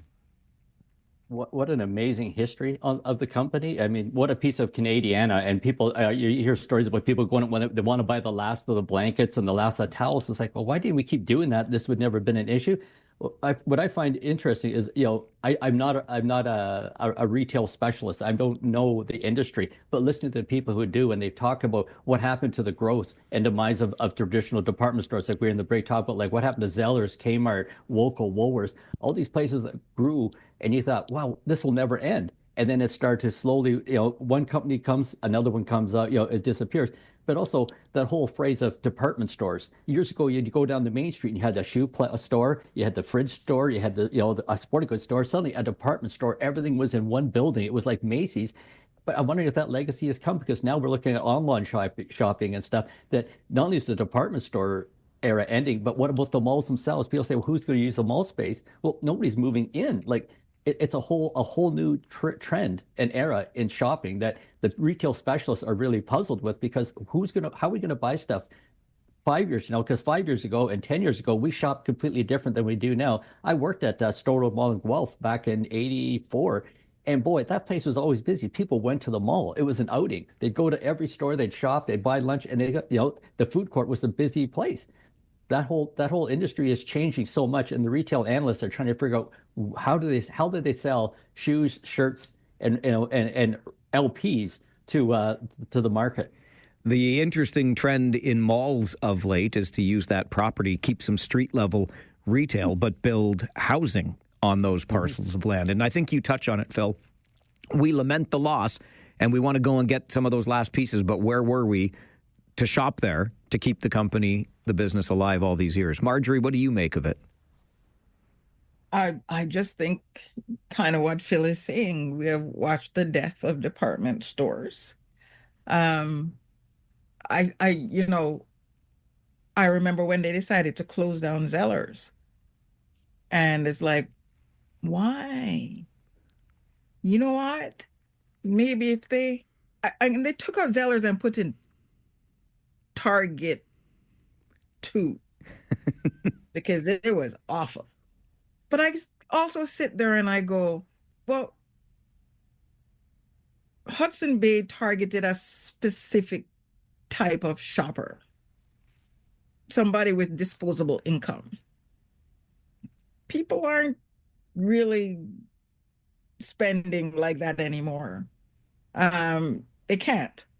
Other priorities have raised up rather than to go to a department store and buy high-end things. And it's also too easy to go online anyway, so you can possibly get it for even less. But I also wonder, suppose they had kept Zellers. and did away with the high end side of things, would things have worked out better? I don't know.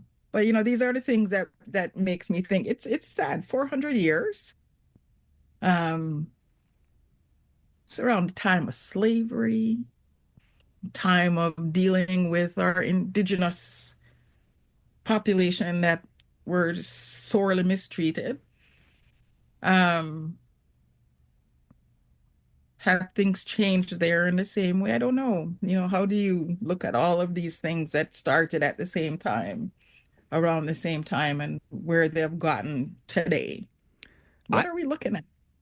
I have certainly wondered if we are really moving towards, in our lifetimes, and maybe not even that distant the future, that brick and mortar, poof, gone. I don't know. I hate to think of it, but Bob, what do you make of this? It's definitely part of the retail trend, and it's not just Hudson's Bay. Like Forever 21 just announced their second bankruptcy now too. And Marjorie made a good point. Zellers and Hudson's Bay were the same company at one point, and they divested themselves of that kind of more moderate middle to cheaper option, right? And the Bay refocused on a more expensive brands that they owe almost $1 billion in debt to these sort of higher end brands because they ran into an age of inflation and people didn't have the money to pay for all these products, and they sat on their shelves and they couldn't sell them. And now Hudson's Bay's, they missed the market.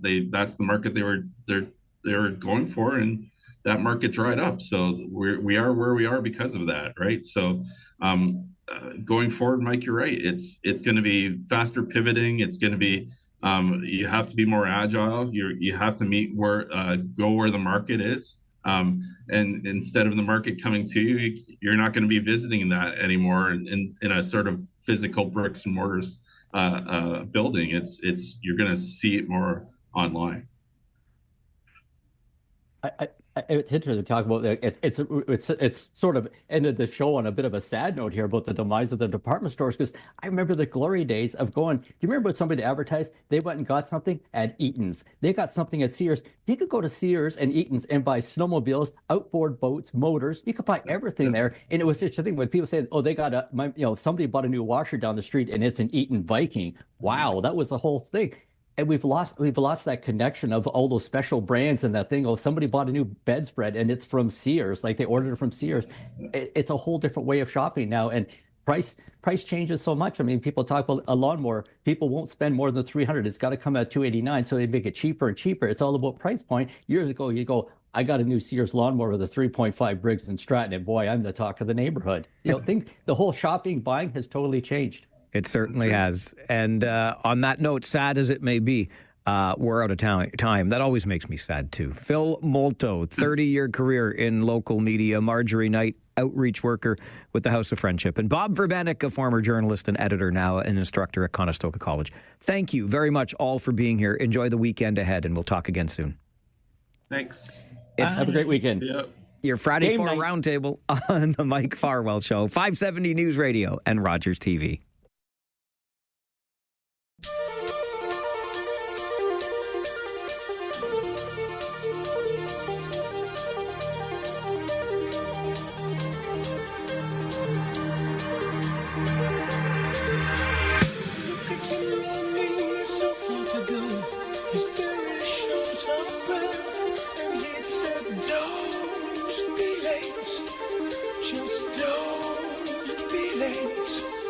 With his muscle tight under his arm, he sure is past halfway, and he said, "Don't be late, just don't be late." Fridays were made for our Friday 4 Roundtable.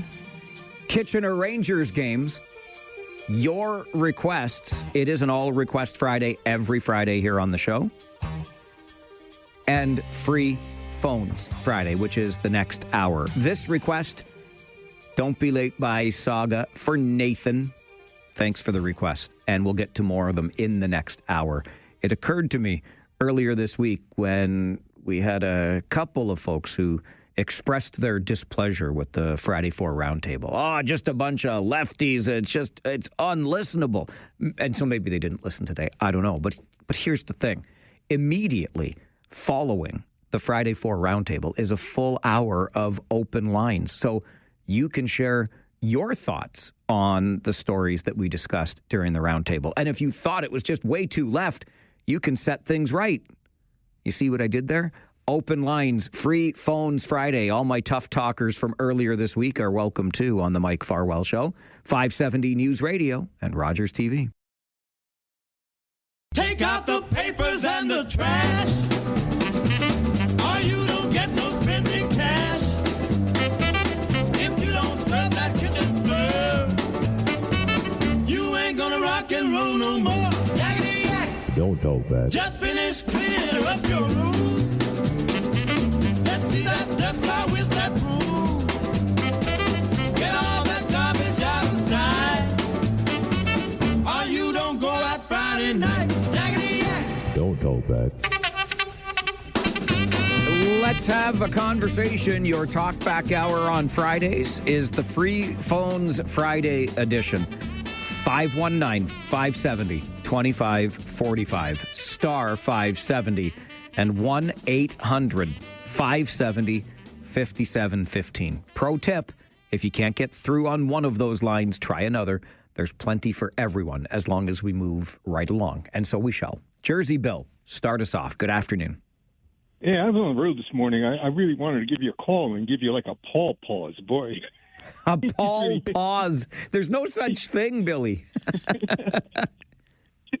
That's fine. He can have his conservative views. You know, I like listening. And yesterday I was happy I didn't call because you had all those first-time callers, and it's great for you. It's nice to see that you're finding new listeners, or at least ones who are finally willing to call you. Agreed. I love that. Yeah. So, one thing Paul did say is he talked about push polls. And when I was working for a presidential candidate, I actually made a push poll. And, if you do a push poll and, it's to make you feel better because, you come out with the result you're looking for. But, if you're putting it out to the general public, it's worthless. So if somebody's out there giving bad numbers, it's not going to help the person who's trying to help.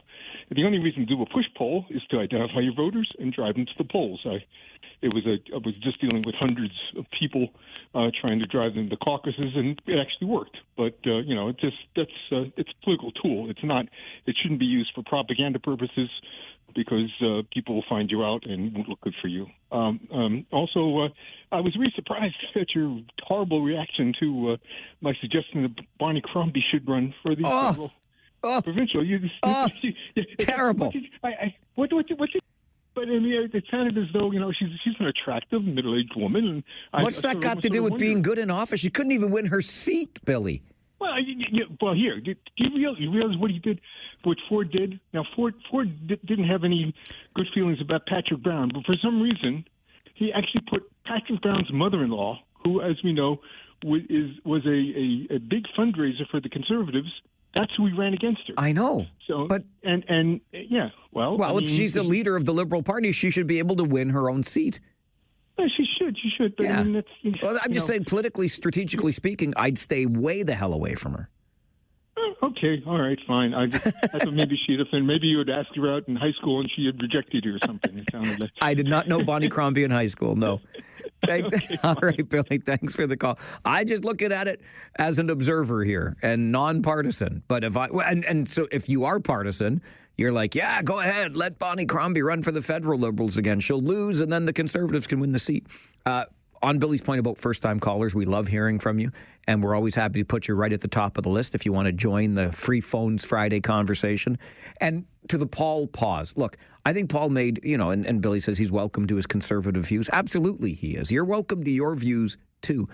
We just ask that you express them kindly, in a radio-friendly way for starters, and maybe in a little bit of a shorter time period than it took Paul to make his points that, hey, the various polling companies have various ideological or political slants, which, again, is fine. And maybe the narrative around this federal election shouldn't be about who is best to fight Donald Trump.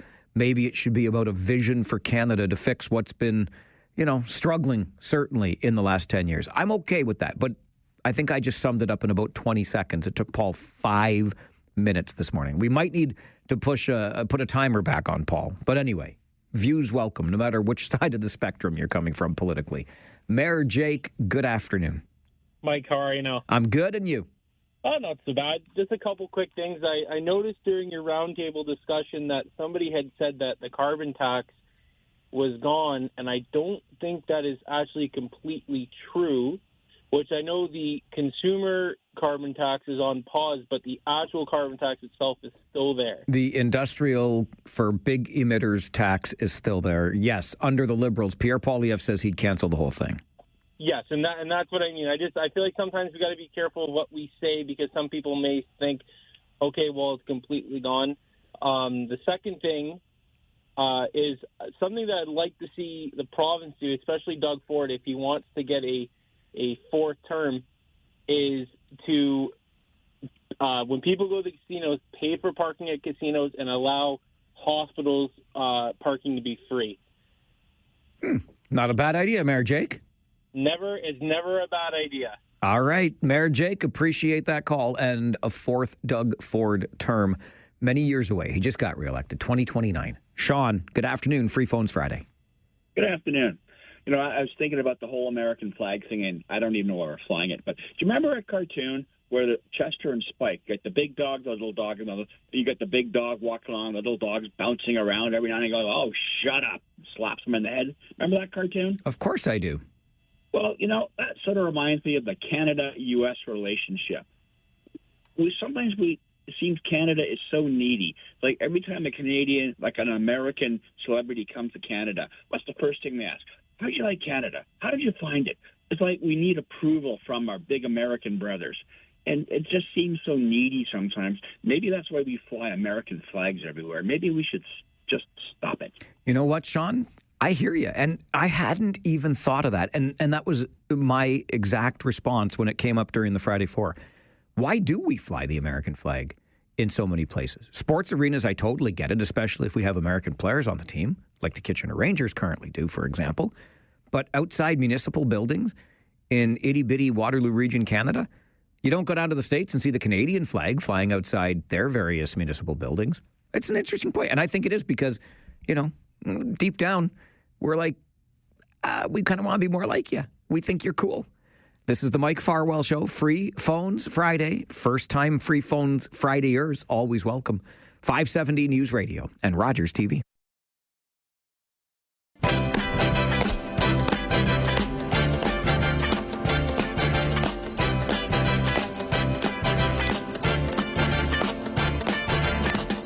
It's not unusual to be loved by anyone. It's not unusual to have fun with anyone. But when I see you hanging about with anyone, it's not unusual to see me cry. So Phil sent me an email and said, in the movie Mars Attacks, this song was able to rid us of the Martians. Why don't we use this same song to rid the streets of St. Paddy's Day partiers? Phil wanted to hear It's Not Unusual by Tom Jones. It's an All Request Friday on the program. If you want to hear a song, let me know via email, mike@570news.com, or when you call in, just let Jen know what song you would like to hear, and we'll play it for you, at least a little bit of it, before the end of the show. Free Phones Fridays continues. Corey, good afternoon. Good afternoon, Mike. I just want to highlight some of the maybe unexpected, maybe not unexpected, but inappropriate fallout of the outside regional worker strike. Sure. I was driving down Wilmot Line on the last weekend, and apparently the dump being closed caused some people some inconvenience. So I was on my way to visit a friend, and as I drove down the road, I noticed there were several couches, chairs, multiple items that were thrown in the ditch. Well, sadly, that's not uncommon, even when the dump is open. Yeah, well, it seemed to me like it's around the corner. It's like, you know, a couple hundred meters from the dump, and not condoning their behavior at all. In fact, disgusted by it. But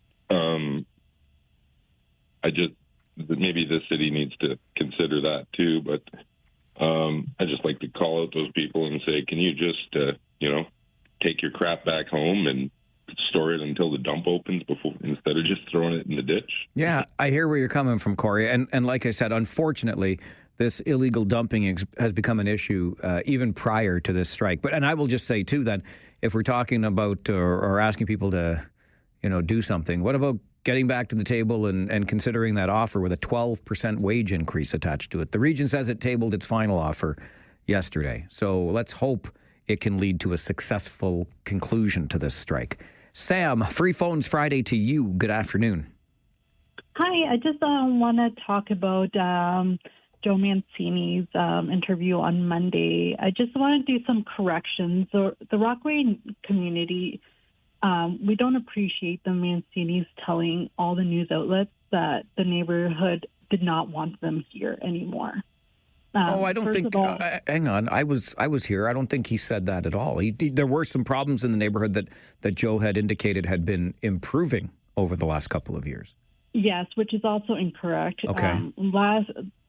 In the last year, we've had about over 500 occurrences that people have called in to get police or the security to come and check out the situation. Gotcha. So you won't be upset then when this shelter closes in a couple of weeks. Absolutely not. Whoa, where did Sam go here? Was there she is. The lease at the shelter was expired, so it's no one's being kicked out. And also, he was saying that there's 50 people that are going to be given tents by the region. The numbers are actually lower than that. There are about 20 people who have not been able to be placed somewhere else. How do you know this?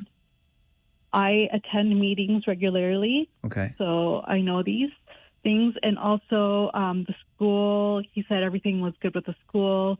The new principal that is there expressed great concern, and there were some incidents with some students there as well.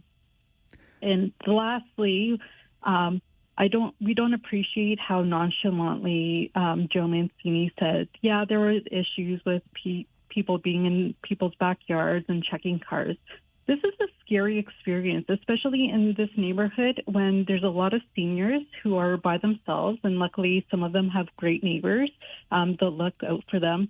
But, again, when you wake up in the middle of the night and you find someone in your backyard, it's a scary thing to do, and it's not normal. You know what, Sam? I hear you, and I think that's an absolutely fair point, and I'm glad you brought it up. And I just want to go back to that conversation because I said this after Joe had left the studio. And what we always have to remember here is, first of all, the Working Center and Joe Mancini and all of the folks associated with it, their number one priority is the people who they're trying to help. And the fact that they can do it day after day, week after week, month after month, year after year, it blows my mind. But their core competency, so to speak, is not to secure and or protect neighborhoods. And we recognize there is fallout from having these facilities in populated neighborhoods. So I get where you're coming from, Sam, and I think you're spot on. But don't forget that Joe is looking at everything through the lens of helping the person that needs help. It's all about the humanity of that individual and treating them with dignity. That's the lens through which he looks at everything.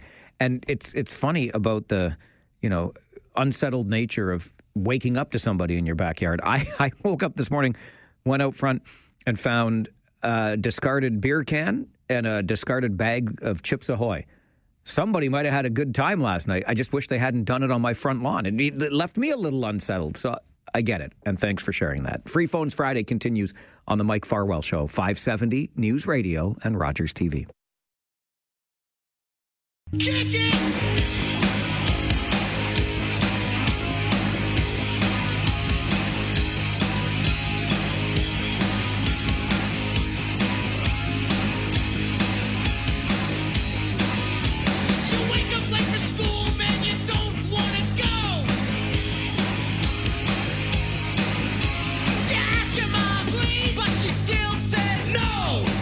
I think Corey is sending that out to the students in Waterloo as well. You got to fight for your right to party. That's the Beastie Boys by request from Corey on this All Request Friday. Going back to Phil's request earlier for It's Not Unusual by Tom Jones, Jim sends me an email to Mike at 570news.com, says, I think the song that drove the aliens away in Mars Attacks was Indian Love Call by Slim Whitman. I haven't seen Mars Attacks. That's on me. But Phil, if you steered me wrong, am I ever upset with you? Don't steer me wrong on this show. It's still your All Request Friday. Let me know what you want to hear as we go back to the phones. Kyle, good afternoon. Good afternoon. You're upset that Ovechkin is going to overtake Wayne Gretzky's points. Is that correct? Yes, I'm very upset by it. Why? Because Wayne Gretzky's not a traitor? Is that why? No, stop it with the traitor stuff. Give me a break. Because Wayne Gretzky is the greatest hockey player to ever play the game. Wayne Gretzky should have all the records because that's how I grew up. I just don't want it to change. I would disagree with that. I think Martin Brodeur. Oh, my gosh. Settle down. Not even close. It's not even close. Are you kidding me? I'm not kidding. Brodeur, as a goalie, has 2 goals, which is a record. Okay. For a goalie. Wayne Gretzky has 894.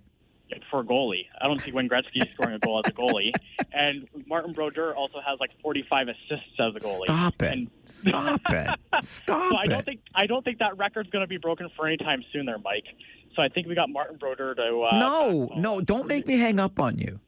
All right, well, you know what? If you do, just enjoy the Rangers game tonight and have a cold one when you get home and have a Snickers bar because sometimes when you're hungry, you're not yourself. Thanks, Mike. Have a great one, my friend. All right. You have a great one, too. Andre, you're on Free Phones Friday. Go Rangers. Game day, baby. Hey, that's right. Yep. Hey, Mike, I'm so addicted to you. I got 2 points before I go to the other one. I'm so addicted to your comments, and especially with Fixture there, because I'm a big fan of Colorado. There was on last Tuesday. There was so many games, and I was just connected to you guys all the time, junior before NHL. That's crazy what you did to me. Well, we tried to do it to you. We're just trying to warp your mind so you only listen to this radio station. Good job. Yes, good job to you.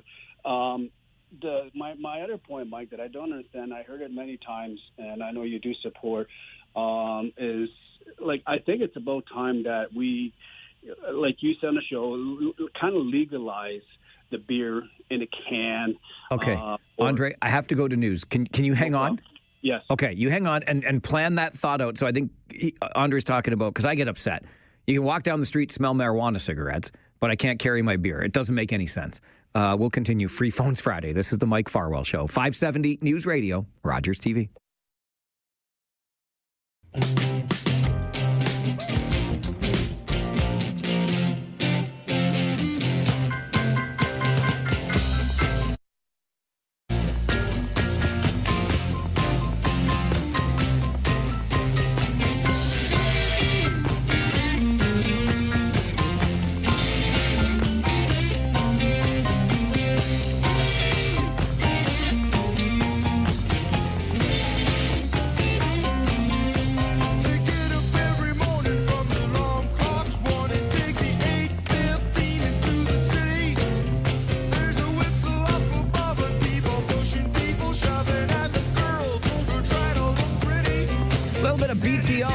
Request from Anne on the show this afternoon. You like your Canadian content. I dig you for that. Bachman Turner Overdrive. Hey, they're coming to the Odd in April, right? April next month? Huh. Better double check the date when I see it when I walk in. I think it's April 26th. Anyway, go to, where is it? Theodd.ca? I think that's the site. You know they're coming. You go see them. Anne wanted to hear BTO and Taking Care of Business on your All Request Friday. Anne also suggested yesterday one good way to end the Ezra Street party would just be to have all of our farmers come in. You know, they brought the big tractor convoy to protest the Wilmot Land Assembly. How about they bring in some spreaders, and spread on St. Paddy's Day in the University District. That might clear the streets out in a hurry. Good job by you, Ann. Thanks for the request. All right, back to the phones on Free Phones Friday. Andre, you were saying before the news that you think we should be able to drink beer in the streets. Yeah, let's do it. Let's have a beer together right out there on King Street later. No, you're not really responsible enough, Mike. Sorry. I am so. Okay. You're not. I know you are, but what am I? I don't know. You're behind, like 10 years behind or something. But the thing is, Mike, is it's in a paper bag over there, so it's not publicity. No, the paper bag is publicity. We all know what you got in there. Yes. Okay, that's the funny. I remember the first time I went to Montreal, and it was like that. I was like, wow, okay, that's a beer. You know what I mean? But the point is that it's responsible, and people pick up cans, make some money out of it, and there's no problem because it's normal. Wait a minute. No, okay, hang on, Andre. I got no.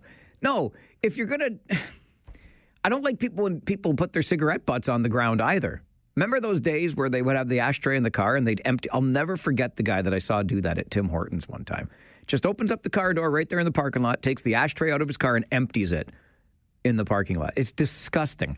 I'm not saying that we should be able to have our beer on the street and then just leave the can so somebody can collect the 10 cents. No, that's littering. Do you know what I did with that can I picked up this morning from my front yard? I recycled it. I didn't just leave it there, leave it around. All I'm saying, and I'll say again, is I'm walking through Toronto the other day on the way from the car to the Scotiabank Arena. I was with Paul Fixter, and we could smell the marriage of hoopy. And I'm like, well, why can they do this? And I have to wait till I get inside and show my ID and go through all these rigmaroles just to have a beer. I should be able to drink my beer on the street. If you can smoke your cigarette out there, your marijuana, then I can drink my beer. It's the most ridiculous double standard. And heaven forbid I have a beer at the park. Come on, Kitchener. Victoria Park, have a beer. Bright Up Park, have a beer. Waterloo, too. And Riverside Park in Cambridge, I'm going to have a beer there. Try and stop me. Bob, good afternoon. Hey, Mike. Hi, Bob. I'm sorry. I got a little fired up. That's okay. Thank you. You haven't told anybody to take the garbage to the mirrors house. I want to do that so bad. I really, that's what Johnny Fever did on WKRP in Cincinnati. He said, during the garbage strike, take your garbage and leave it on the steps of City Hall, and people did it. I would love once in my career for something like that to happen, for me to say something ridiculous, outrageous, and then people just do it by the thousands. But I don't have that kind of power. I'm not Johnny Fever. You could say booger. Booger. Thank you. Okay. Hey, Mike. Yes, Bob. The Conservative Party, like I said, I used to vote Conservative, but they're no longer the Conservative You Party. never voted Conservative in your life. Don't call my show and tell lies. I'm not. You are so. No, I voted for Joe who? Joe who? Joe Clark? Yeah. I met him on a ferry once. I thought he was one of the best prime ministers we ever had. Really? Yeah. Okay. And I told him I thought he was very honest. Good stuff, Bob. And I was going to say the Conservative Party is more like the Republican Party. No, they're not. Yes, they are. No, they're not. You even said so yourself, Mike. They're leaning Raider. No, Bob. Maybe leaning righter, but I didn't say they were the Republican Party by any stretch. Did I say that? Closer.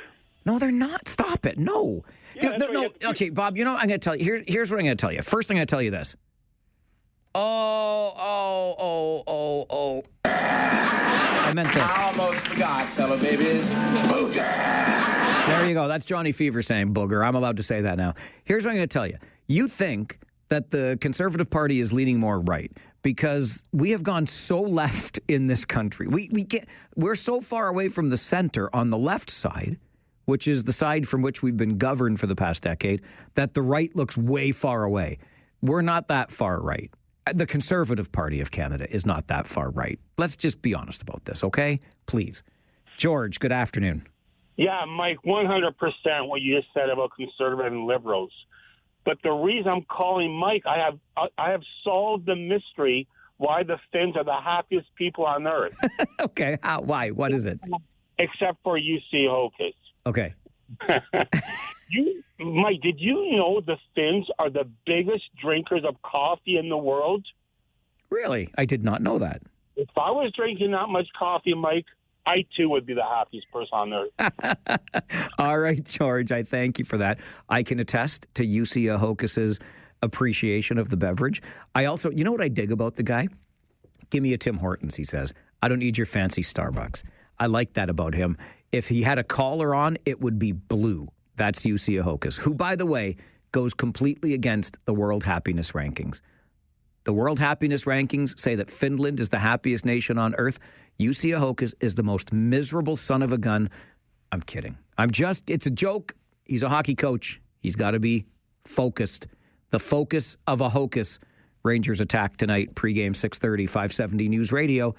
Free Phones Friday continues. This is the Mike Farwell Show on 570 News Radio and Rogers TV. You see, Janice knows what's what. Janice sends me an email to mike@570news.com. Just commenting on the smell of the weed. You can't walk around a provincial park enjoying your beer, but you can walk around making everyone breathe in that smelly stuff while enjoying a sunset, and it floats from one campsite to the next. Stupid. I don't want to smell it. I don't mind smelling it, to be honest with you. Thanks for the email, Janice, to mike@570news.com. I don't mind smelling it. All I'm saying is, if you get to smoke it wherever the hell you want to smoke it, I get to drink my beer wherever the hell I want to drink my beer. Otherwise, you got yourself a double standard.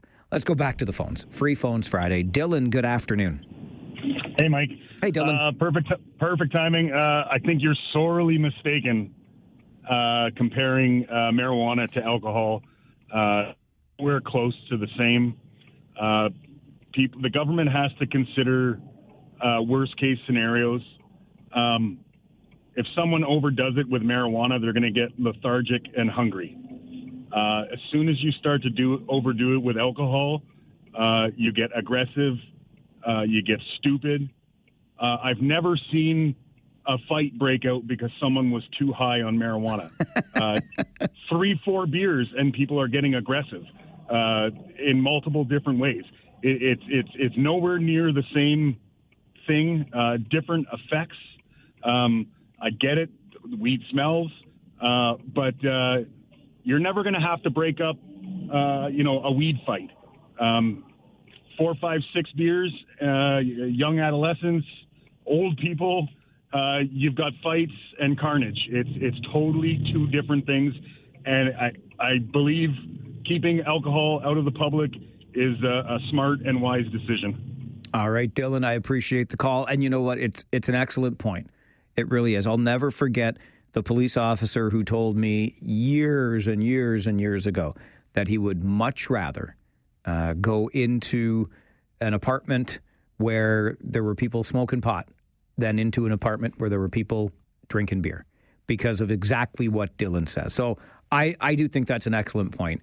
And I guess all I can say by way of response is I wish I could be treated a little more like an adult, because I'm not the one that's going to be drinking 4 or 5 beers and getting into a fight. But as they say, the bad apples tend to ruin it for all of us, don't they? So great point made by you, Dylan.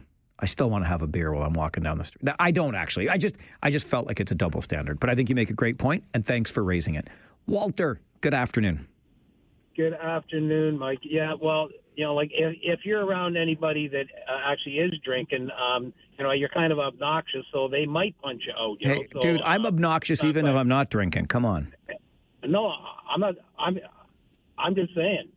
I have seen it, buddy. So, also, hey, look, you must have horseshoes up your yin yang there, buddy, because of all the Leafs games that are out there, you happen to go to the one on Wednesday night where they're playing the Avalanche, and it's the only game this year that I've seen that the team actually had some grit and actually won. If they could do that all year round, what do you mean? There'd be no stopping them. They won again last night, you knucklehead. Yeah, barely. So what? Barely. They still win. Don't ask how. Ask how many. Yeah, I know, but they didn't have the grit they had the other night. They can't hold it together consistently, So I'm just thinking that, like if they could hold that together all year, sure, like 1 or 2 games. But I mean, they go on stretches, man, with nothing. Well, maybe I should go to more games. Maybe I'm the good luck charm, the grit luck charm. Well, I don't know. You're something. I don't know what it is. Yeah, you do so. Okay, buddy. Okay, thanks, Walter. Do you think the guy that gave me the free tickets would give me free tickets for every game? And I thought Walter was going to talk about how lucky the Leafs got on Wednesday night, because if you missed it, the Leafs were shorthanded and they cleared the puck down the ice, and the referee, I still can't explain this. As long as I live and as many more hockey games as I see, I will never be able to explain why the referee decided to try to dive out of the way of the puck, only to get more in the way of the puck, which gave Stevie Lorenz, Kitchener boy, the chance to pick up said puck and score the goal that turned out to be the game winner for the Toronto Maple Leafs. I've never seen a referee do something so dumb, quite frankly. Completely made himself a factor in the play, in the game, and the Leafs won because of it. That will be on the misplays of the month for years and years and years. He'll be telling his grandkids about it. Hey, Granddad, why did you dive in front of that puck? No answer to that one. This is Free Phones Friday on the Mike Farwell Show, 570 News Radio and Rogers TV.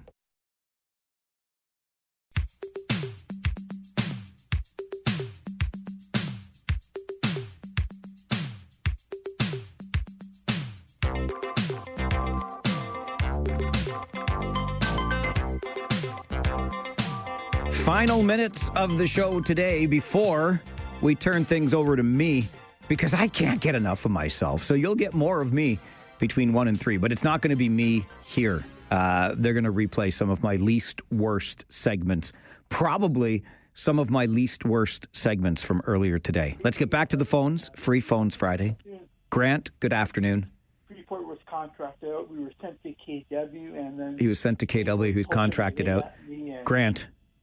Grant, you got to talk to me now. The amount of work at KW was...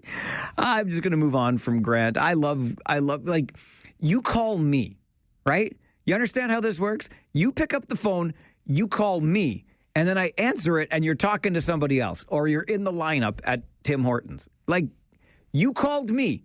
If you don't want to talk to me, that's okay. But don't do that. That's just plain old rude. Evan, good afternoon. Farwell, what's up, man? What's up, Ev? How you doing, buddy? It's game day. Game day, baby. Yeah. Rangers, I'm going to go with Misseljevic tonight. Meaning what? To score the first goal? To score the winning goal? What do you want Misseljevic to do? To score the first goal. Score the first goal, Adrian Misseljevic. Let me ask you a question, Evan. Yep. Are you getting tired of seeing the Owen Sound attack? Well, how many games have we played this season? Well, this will be the 8th. Yeah, I'd prefer to play London more. Wait, really? As much as I dislike them, I mean, the rivalry will just continue and get worse. I get you. Listen, as much as you dislike London, it's always an event when the London Knights come to town, isn't it? And can I just say, you can call me a knuckle dragger all you want. It's fine. I accept that.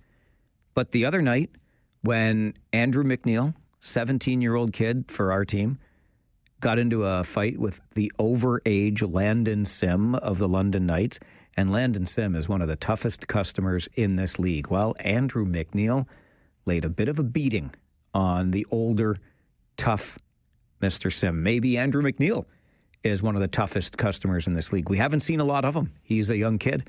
But boy, oh boy, did McNeil ever show some jam. And I didn't just like it. I kind of loved it. So, again, call me a knuckle dragger all you want. Take that kid, Andrew McNeil. He can play on my team any day. Good kid right there, that kneeler. Right there. Back to the phones. Rudy, good afternoon. Good afternoon. It's a beautiful day. I'm driving home right now. I just wanted to mention the other day, I heard you have a conversation with the gentleman that runs the Hesper Fashion Museum. Yes, sir. I didn't know that the city rents those places out for $1 a year, but the part I didn't like is that him and the other person were living there. So they expect to get to $1 a year contract, which okay, if that's what happens, that's what happens. But I don't think we should be they should be able to live there. I didn't think that was right. All right, Rudy. I appreciate the call. And I think that arrangement, like they weren't asking for a $1 per year lease on their apartment. I think they were paying that, but the museum space was the lease. Either way, the lease is ended. And as we have learned recently, It's not going to be a 2-week window to get the HE double hockey sticks out of there. They've now got until May the 19th, an extension of a month to get their stuff out and move those items from the Fashion History Museum in Cambridge carefully. As I said, we're coming up on an update from the 570 News Center and then more of the Mike Farwell Show, but I'm way better on repeat than I am live. Thanks to Jen and Dev on the other side of the glass, and to you for being a part of the show. We'll be back tonight, 6:30. Paul Fixter and I, Harris Law pregame show. Game day, baby. Rangers hockey. My name is Mike Farwell.